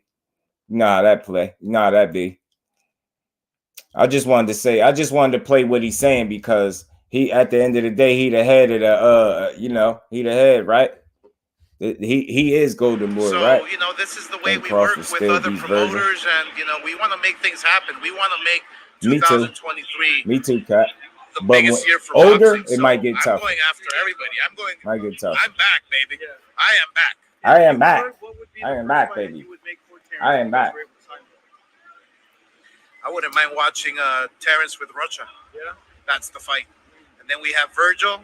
And then, hey, why not sit down with PBC and finally figure out Spence? What's your reaction to that? Yeah, I was going to ask you. Highlight reel, ESPN highlight reel, Sports Center. Knockout of the year against a tough kid. Yeah. Tough kid. He came to fight. He actually reminded me of Ike Cortez. Yeah, whatever with that. But yeah, man. So again, that's the point I was hitting at.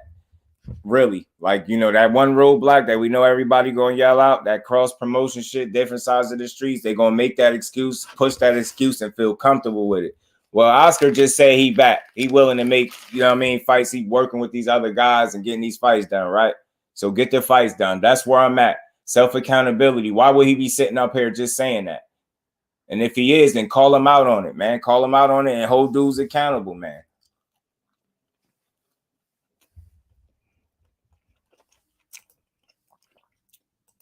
Co-promotion, half the money.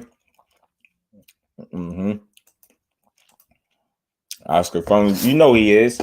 But my thing is self-accountability. Hold him.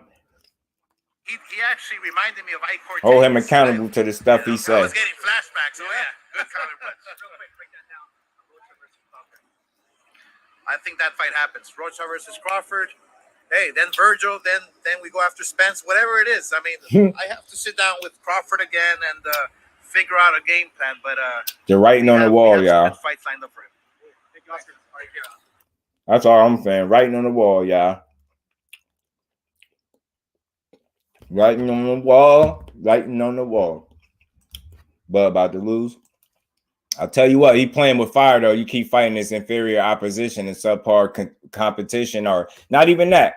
You just fighting guys that's not on your skill level. Roach is a good fighter, right? Roach is a good fighter. Virgil Ortiz is a good fighter. Crawford is a damn good fighter, but he should be fighting guys that's on his skill level, or at least participating in 50-50 fights at this stage in his career. But it was his career, not mine. He could do what he want. This the year of self-accountability in boxing and standing on business. And I'm very hopeful and optimistic that we're going to get a lot of the fights that we want. We're not going to get them all, but we're going to get some. You get what I'm saying? So I'll fight these dudes just on a lightweight. But I swear if I feel one power punch, we're going to double leg and run. But letting people put their hand in his pocket. Hey, thought he liked being his own boss, bro. I thought he loved being his own boss. Get what I'm saying? I thought bro loved being his own boss. You know what I'm saying?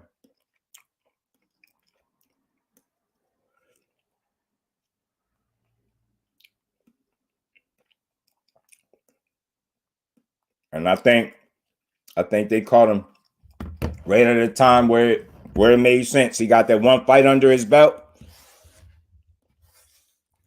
You seen how that went? Maybe he got paid, but he ain't like the reception. So maybe he looking to make a bigger splash. You get what I'm saying? Who knows?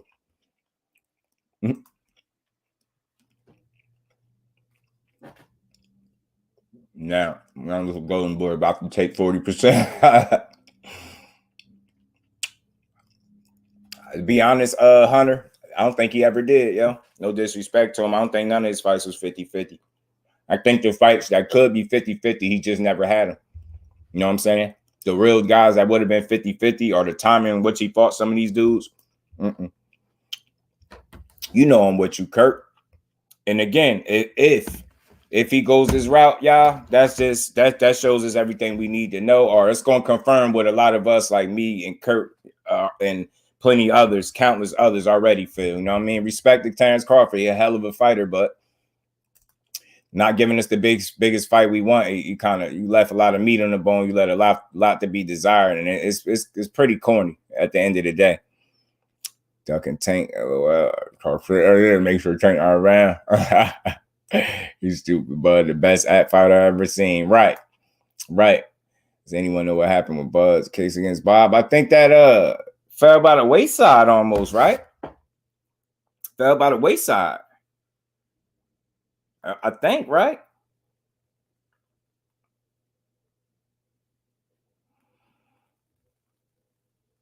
Yeah, you noticed that we stopped hearing about it. That's a good question, bro. It's like we stopped hearing about it.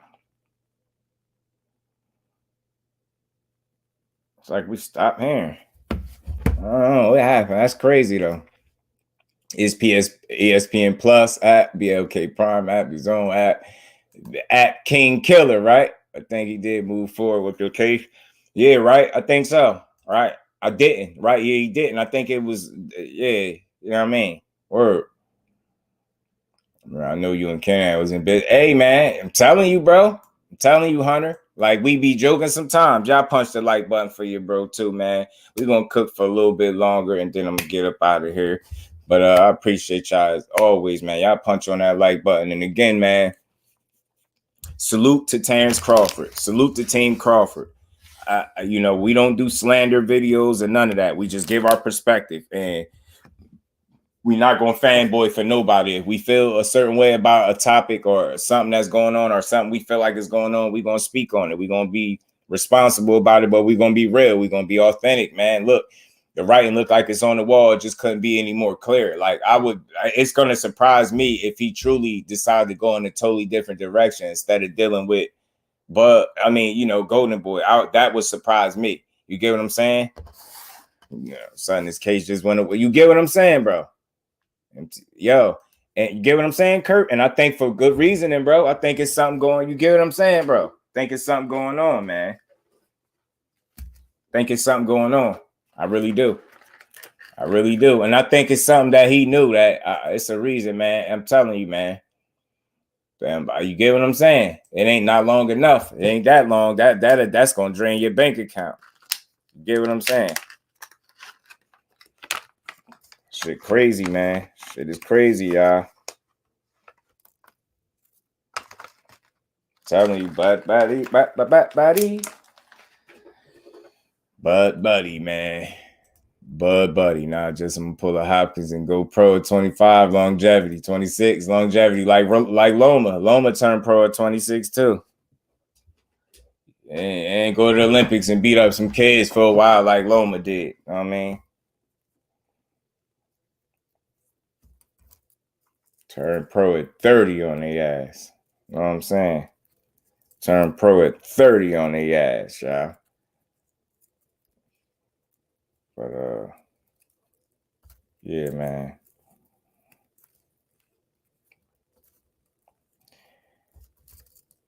I do love Hopkins better. Loma beating up dude in the amateur, beating up dudes in the amateur kids, yo, straight up. Loma body give up. Telling you, Loma has something different, y'all. He's something different, y'all. Y'all punch that like button too, man. We got to cook for a little bit longer, man. Got to get a little bit, and then we're gonna get to the even mark, and I'm gonna get up out of here. But yeah, man. Again, this is just where we at in boxing, y'all, where we don't get straight answers, so we force to piece things together based off the stuff that we see. And look, I could be dead wrong about the stuff that I'm saying, but I don't care anyway, because I never pass none of this off as fact. This is just a perspective that I share. You know what I mean? When it comes to Bud Crawford, man, I feel like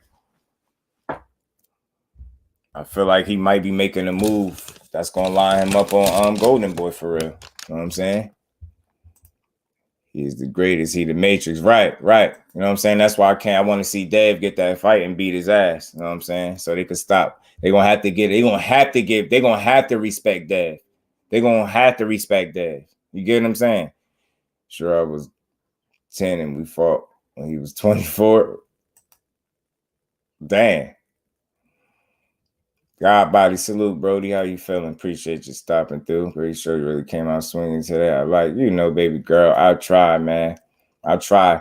The only competition is myself, man. I try to get better each conversation out, man. I try to have the best conversations possible. Y'all know that.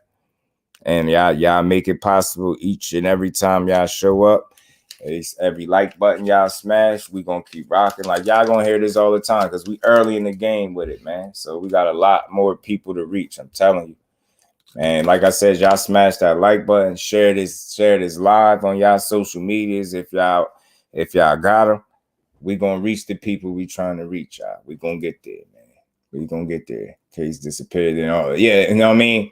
Hey, Cat, you know what I'm saying? You see what I'm saying? No, next thing you know, he in the top ring, Jim. Dig what I'm saying? With this smart move, to be honest, to build up money. It could. Let's see how it play out. Let's see what the end result be, Fate. Like over there at that top ring, James went through a check on his buddy. You know what I'm saying? He went through a check on his buddy. His buddy. You know what I'm saying? That's his buddy. He's showing to worry about Loma and Jermaine Ortiz because they're probably going to fast track him. Right. Now Loma was the kids. Loma was fighting kids. Yeah. Loma was fighting straight up. He was fighting kids though, bro. He really was. That man was fighting kids, y'all. He was fighting kids. You feel me? The joke, his amateur career, he was an adult. Right. He was grown as hell. He was grown as hell in them Ammies beating them kids' asses like that. Then turned pro at 26 like an old ass rookie or something.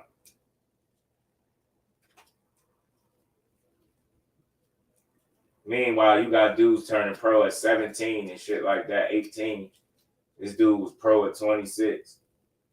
And he still got less than 20 fights. They had never put one of our fighters on the pound for pound list with under 2 fights. Under 20 fights and 2 losses. Never. They'd never do that. They'd never do it, bro. They'd never do it.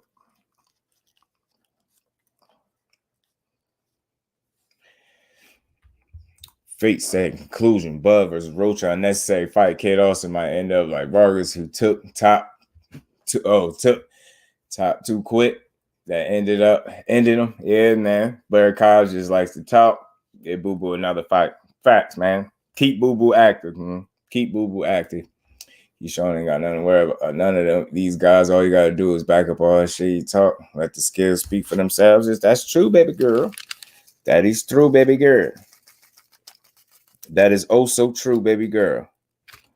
Very, very, very true, man. But look, I got to see Keyshawn up live and in the flesh, man. And I honestly think that he's a damn good fighter, man. I do.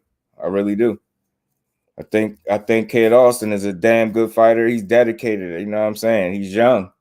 He still got a lot to learn. He's learning on the job. They all still learning. You dig what I'm saying? But I think pedigree is real. That Olympic pedigree ain't nothing to sneeze at. Andy Cruz coming, man. Yeah, he coming. Boo Boo versus Jamal. Let's go. That's what I'm saying. Jeff, that's where I'm at with it, Brody. Undercard, you know what I'm saying? He fighting soon. Andy Cruz, good. Andy need to get his opportunity to get in here and do some things, man. You know what I mean? Don't let that talent go to waste. Andy's a talented guy. Plus, I know Keyshawn want to see him in the pros. They keep talking like it's a foregone conclusion that he's just going to beat Keyshawn in the pros. I don't think so. I swear I don't. And I get it. It's possible, but, you know, we got to see how he look as a professional before you would just say he'd beat him because he did it as a pro. I mean, an amateur. Because there's some people that got some amateur wins. Like, let's be real. People can say what they want because they be mad at Crawford. Like, Ugas beat him in the amateurs, right? But realistically, if Ugas fought Crawford, y'all going to pick Ugas to beat Crawford? I would. Get what I'm saying? I just would. You know what I'm saying? Ryan beat Devin Haney. I think they went 3-3 in the amateurs. Would y'all pick Ryan to beat Devin Haney now? You get what I'm trying to say? So I got situations where where you more than likely, you might have got it off in the amateurs, but pro game is different. The amateurs is about scoring points. The pros is about hurting people. And I know that's like, y'all, you like Devin Haney. He ain't hurt nobody. I get that, but he'll treat him just like it was an amateur because he'd be scoring all over his ass all night. See Mayweather posted recent sparring bullying that kid. Yeah, Mayweather wrong as hell. I seen it fake. All them got worried when Robisi and Abdullah Mason move up. Yeah. Shit. Abdullah Mason at 135 now, I believe. God body, he already dangerous. Now. That dude really could fight, man. That dude really could fight. He's special and he long. He got some long ass arms, bro. Robisi versus Dog Bay. Yeah, Robisi about to dog Bay. He about to beat Dog Bay up. I ain't even gonna hold you. Robisi about to chip Dog Bay. He might stop him. See how the first few rounds play out. First 4 rounds play out or so. But he might stop him, y'all. Appreciate y'all hanging in here, man. I'm just trying to get to an even number, man. We gonna run it down. We running it down, y'all. Appreciate y'all pulling up in this. That had this good build as we always do, man. Oscar and Terrence know damn well Earl ain't about to be waiting. Facts, Lo. Facts. So he could get that out of his mind. That's why I said we know that, like E said, that's the clout right there. Mentioning Earl's name, that's the clout right there. You know damn well he ain't waiting around that long. Robisi gonna whoop Dog Bay ass. I'm telling you, bro. Yeah, man. I appreciate all the likes, all the support, man. We gonna keep growing, man. Like I'm on a serious grind right now, y'all. So I'm about to ramp it up again. I'm telling y'all now, so y'all gonna be seeing a lot more of me. Make sure y'all turn y'all notifications on too. Share this live if y'all could. Appreciate you in advance. Dad moves up to 140. You think you want to see him fight? T.O., believe it or not, want to see him get right in there and beat T.O. ass. Hurry up, I would. I'd like to see him fight T.O. I'd like to see any of those quality guys, because Dev already set the bar so high. He not looking to fight, just run-of-the-mill fighters. I know that. He going to be looking to try to, continue to be great. You know what I'm saying? But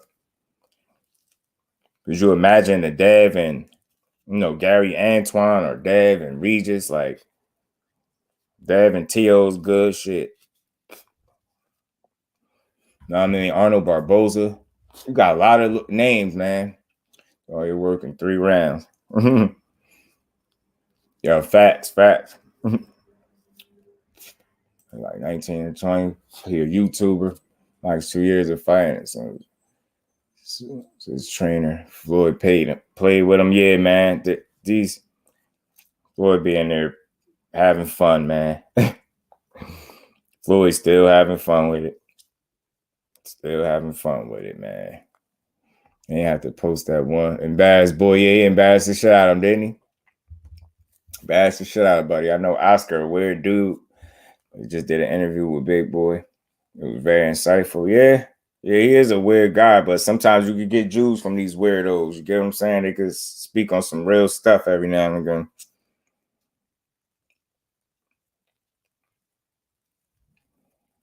I might want to check that out. I like listening to different interviews and builds, man. It's always something to pick up from them.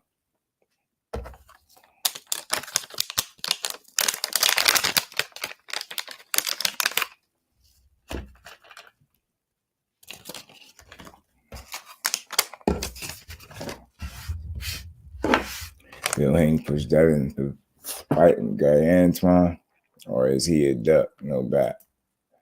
Oh.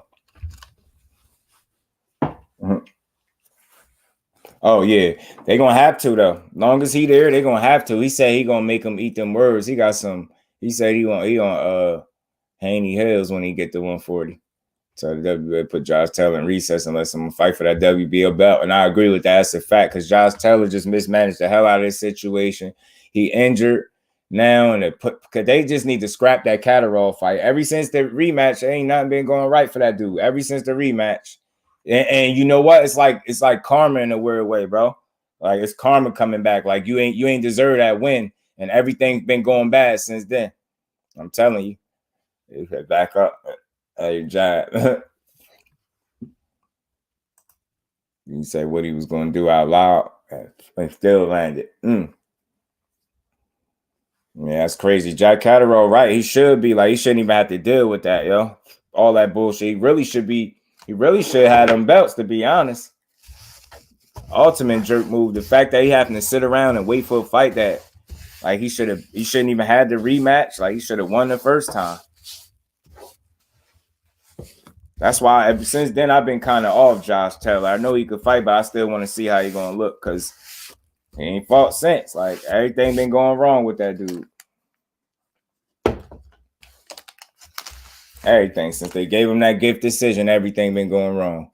Josh Taylor move up to 147. Now he need to. I think that's what he hurting himself by not just going to 47. Need to take himself right up there. You get what I'm saying? It's right up there. Taylor fighting him or what? Yeah, man. It's like at this point with that injury, like how, like, you know what I mean? You gotta think. The dude said he was weight drained after when he fought Catterall the first time. Look how long they've been trying to have this rematch, and look how it ain't happened. They just need to scrap that fight, do away with that fight, yo. Josh Taylor gonna mess his career up because it seemed like he's trying to stall getting to 147. I don't know why you would want to fight in a division where you just said you was weight drained. It's like he's trying to avoid going there. Fight because Josh Taylor hopped up so fast, but he's so-called injured. You get what I'm saying? That's what I'm saying, bro. RP, salute, bro. How you feeling? Appreciate you stopping through. Dude, big at 140, and Crawford said it too. He said he don't know how he making 140. He said that dude big. 147 to fight Bud for WBO, right? That could be his retirement fight. Josh Taylor. Make Taylor versus T.O. You know T.O. don't want that smoke fake. He gonna get his ass beat. T.O. gonna get beat up, hurt, and stomped on. Crawford wasn't to fight Virgil in Cowboy Stadium, but he wouldn't fight earlier. You get what I'm saying? Get what I'm saying? Because he know what it is, Kurt. He know what time it is. That Bo know what time it is. Catterall. Yeah, yo. I'm telling you, look, I'm willing to see T.O. in there with any of those quality, those top dudes, but he don't want smoke for real. He don't want smoke for real with them dudes. That dude don't want no kinds of smoke. No smoke, no smoke. He don't want none. He don't want it. He don't want none.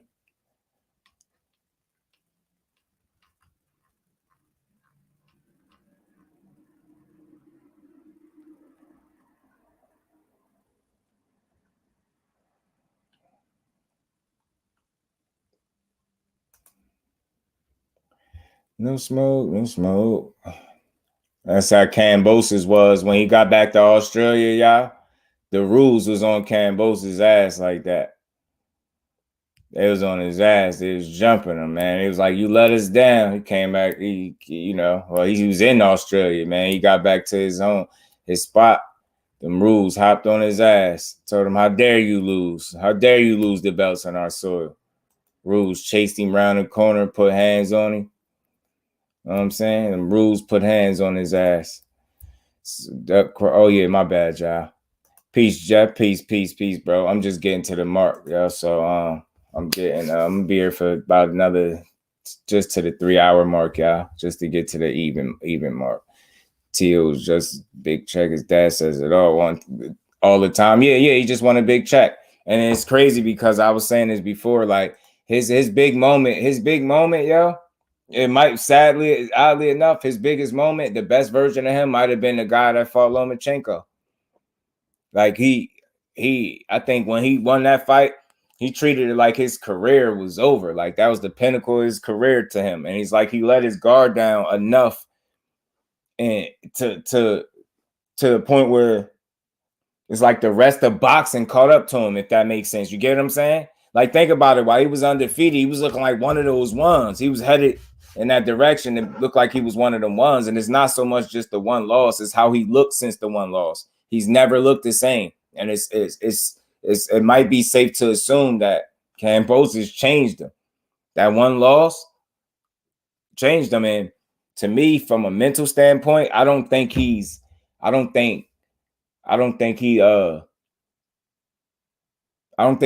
to stick around in boxing to take mad losses. You get what I'm saying? I think he looked like a 3-loss type of dude. If you get what I'm saying, he looked like the type of dude. Once he lose, like he's to lose another 2 fights, I think he out of there. Like I just don't see him being around 3 to 4 or 5 years. You know what I'm saying? 3 to 4 or 5 losses. Like after, I just don't see it. I'm telling you. Man, he done laced out. Salute, bro. Appreciate you pulling up. How you feeling, man? Yeah, he don't want no big fight, bro. They jumped Cambosis, put up a fight. We got hopped on. Right. He was trying, God. They was on his ass, man. I'm telling you, them damn rules is on him, bro. Right, laced out. On a serious note, though, his best moment came and went. And that was Lomachenko. That was his Super Bowl. That was his championship. You get what I'm saying? That was his World Series moment. You get what I'm saying? That was his World Series moment. And after that, it was like, yo, he just went on a super long vacation and he stayed there mentally. Like he just never came back to boxing the way he was supposed to. And then when he did, he had all the issues outside of the ring and his personal life, and that spilled over into his performance. And he fought emotional as hell. He fought very emotional. He came out swinging for the fences, trying to knock Cambosis out in the first round, putting unnecessary pressure on himself when he could have just came out there, had his emotions in check, and outboxed that dude. You get what I'm saying? So his best moment might have came and went. We might have seen the best version of him at 135. I'm telling you, don't be surprised if you see that. Remember I said it. Like, remember we was in here talking about that. And that's not me knocking him or hating on him. It's none of that. I don't want to see nothing bad happen to him. None of that. I actually want to see him be successful because Teofimo Focus is a dangerous fighter. He's a good fighter. It's exciting for boxing. You get what I'm saying? The dude can fight, but he got to get some things together. I think it wouldn't hurt to bring somebody else in his camp and get some work with somebody. You get what I'm saying? I don't have the answers, but I just know it ain't his pops, and people can say what they want, but his pops ain't the answer. If I come to find out that I'm wrong about that, and all of a sudden under his pops they just able to reach new heights, then cool. I won't say nothing. But by all means, like I think it'd be smart for him to add to his camp. I'm telling you, don't wait till it's too late.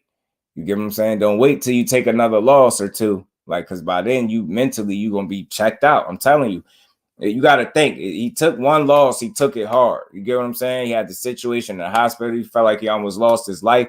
He done had some rough things. You know what I mean? He done, the last couple years in boxing ain't been the exact best for him. Since Loma, it's like things started going downhill, y'all. And then he said he didn't even get paid that much for that fight. Think about it, yo.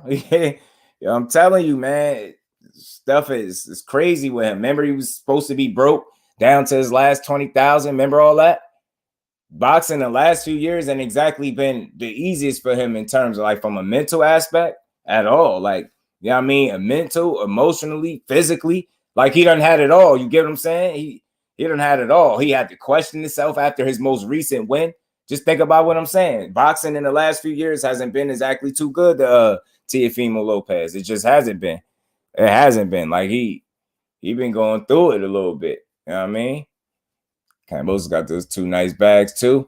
But you know what, Cat, he did. But you know what I think I'm gonna look for. I'm gonna see if I can find it. But I think the misinformation out there is Cambosa's got $20 million. He got 2 $10 million paydays. I don't think he did. I gotta look into that, but I don't think he got 2 $10 million paydays. I gotta look into that. I heard it was something different. And I think he even came out and said something about it. Like, I don't think he got, but he still did get a nice bag nonetheless, both times. Cambosa did hit that man with some shit. He did. He landed some good shots on T.O. That's when he sat his ass down. He landed a nice shot on him when he sat him down. Teller's Barrios at 47 feet. That wouldn't be bad. That wouldn't be bad for Teller. Welcome to the division fight. For full of talent, I think it's too much for T.O. Right. Like the shark-infested waters of 140. I don't think he's going to be able to swim. I don't think he's going to be able to swim with them sharks. I just don't. Taylor versus Conor maybe to go into welter.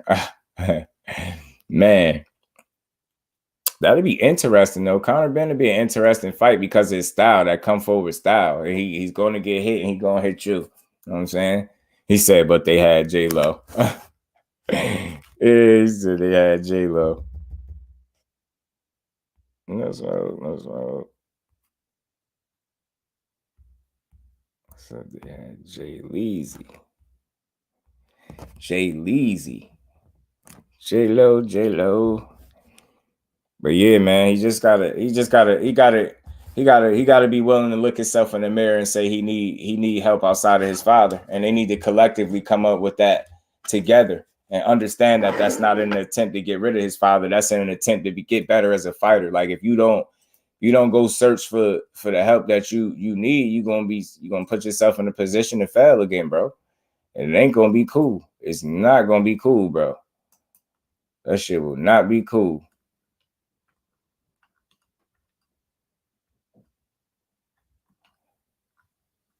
So we'll see what's next for him, man. I say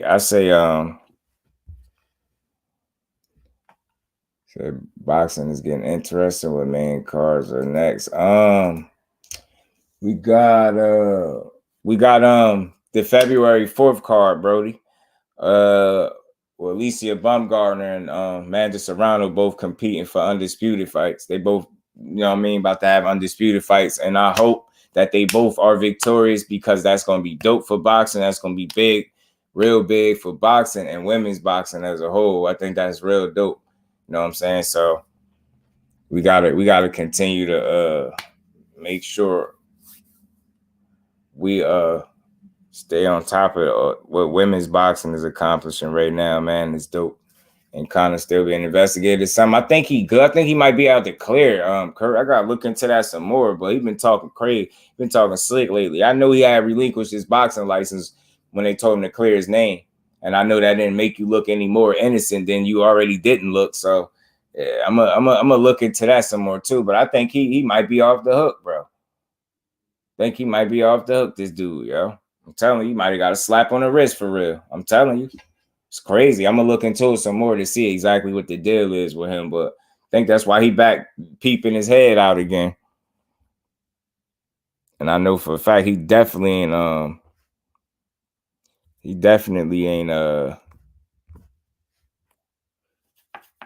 ain't clear his name for sure. Honor Barboza fighting Jose Pedraza. Right. I seen my bro T do a breakdown earlier on that one. I should do a little prediction video on that. Because I think Arnold Barboza, younger, fresher, he got more in the tank. I think Pedraza is slowing down at the right time. I see him getting outboxed. He just fresh off a draw with Richard Comey. I feel like Pedraza, I feel like Arnold Barboza will be able to outbox Richard Comey.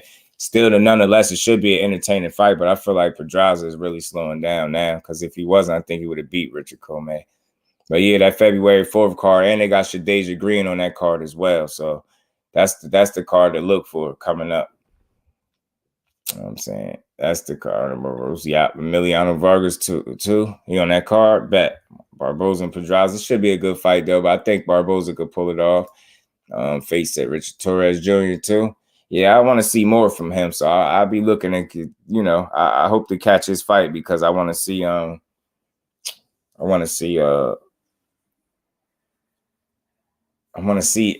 if he improved at all. I'm not high on that dude at all. I see he got one of the craziest knockouts I've seen in a while at heavyweight. He got a devastating knockout, but I'm not a firm believer in his skills just yet. He's just like a big baby Huey type, big, strong young boy. And I want to see some maturity in his next fight. So I definitely want to catch it. Bowser versus Hitchens going to steal the show. That's very possible, man. That's a good fight right there, man. I like they keeping Richardson Hitchens busy, man. They giving them good fights. They showing them that they believe in him to a certain degree, putting him in there with some tests. So, because, you know, Bowser he has stopped the guy that Broner's about to fight, Michael Williams Jr., the young kid. Salute to Michael Williams Jr. for the opportunity that he got against Broner, too. That's dope. On a Navarrete card, bet. We there, man. You know your boy be live for these fights, so I'll probably be doing these cards, man. Barboza probably going to outbox him, younger, fresher, more in the tank for sure right now. I just think Pedraza is truly slowing down right now. Nico Walsh, okay. Bet. February 4th. Wow, that card Saturday. Yeah, facts, Kurt. It's right here. It's right here this Saturday, right? Double undisputed, bro. Women about to put on. They about to put on big time for us, man. Interesting card. That is a fact. Absolutely. Pedraza becoming okay. That Co-May fight was awful. Yeah, that Co-May fight was bad. It was a bad showing by him. He just didn't look good at all. He didn't look good at all. They got 5 good fighters. Oh, that sounds good. Yeah, man.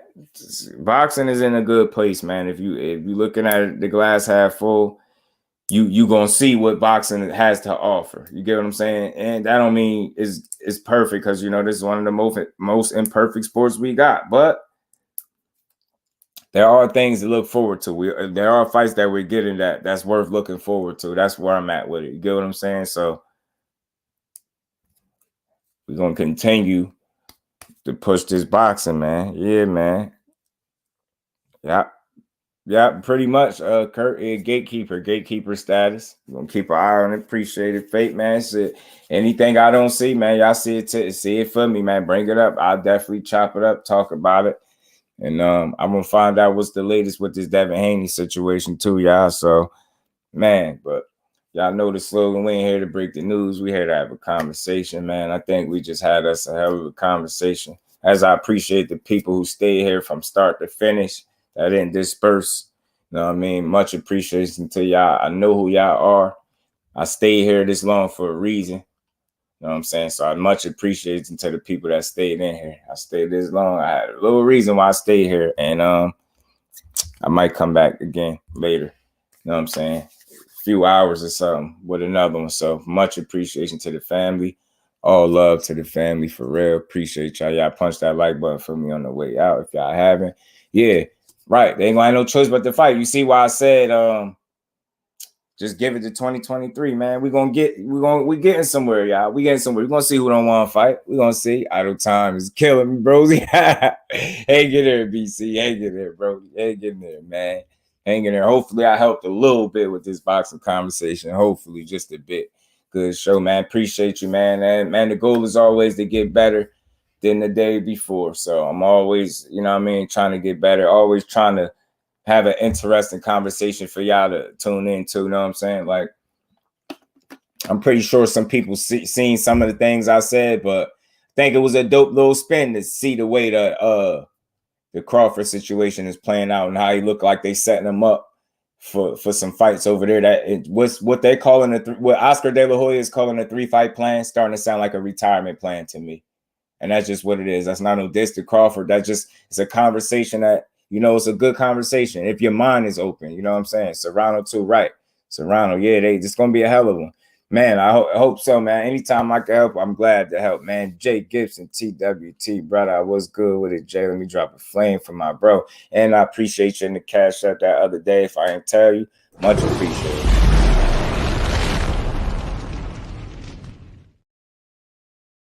Appreciate it, my bro. Just help me knock out my last 3 hours of work, man. That's what it's all about, man. That's what it's all about, man. Getting through the day and growing, man. Y'all smash the like button.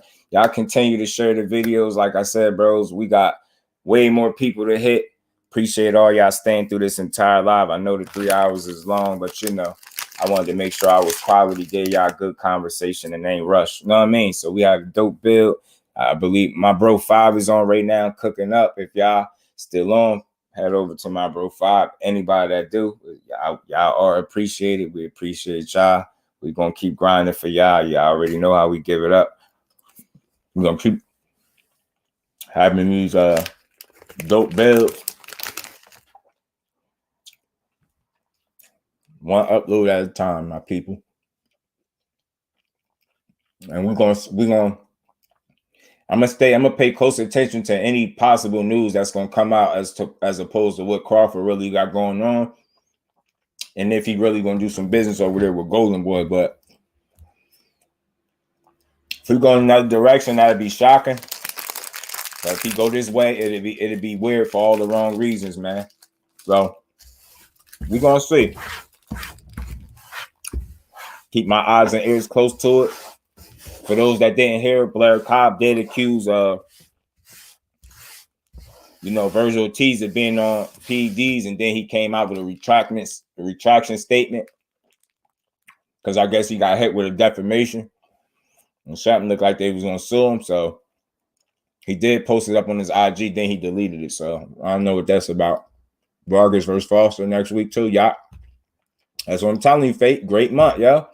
Gotta enjoy boxing. I'm here to bring the enjoyment back to boxing, the conversations and all. We're gonna enjoy this shit. We love the sport. We gotta embrace it and enjoy it and appreciate it. And I think we all do, but all love to everybody in here. All love to my TWT family, to the Just Do family, man. We're gonna keep rocking, man. All love, appreciate all y'all. In the best fight, Lamar, Jake Paul, right. Right. I appreciate y'all. Y'all go head over to the bro G5 Jet. He over there cooking. Much love. I'll be back later, man. We gonna get up out of here. Let me say what's up to the Queen. Miss Joette peeking in here at the last second. How you doing, Queen? Appreciate you stopping through.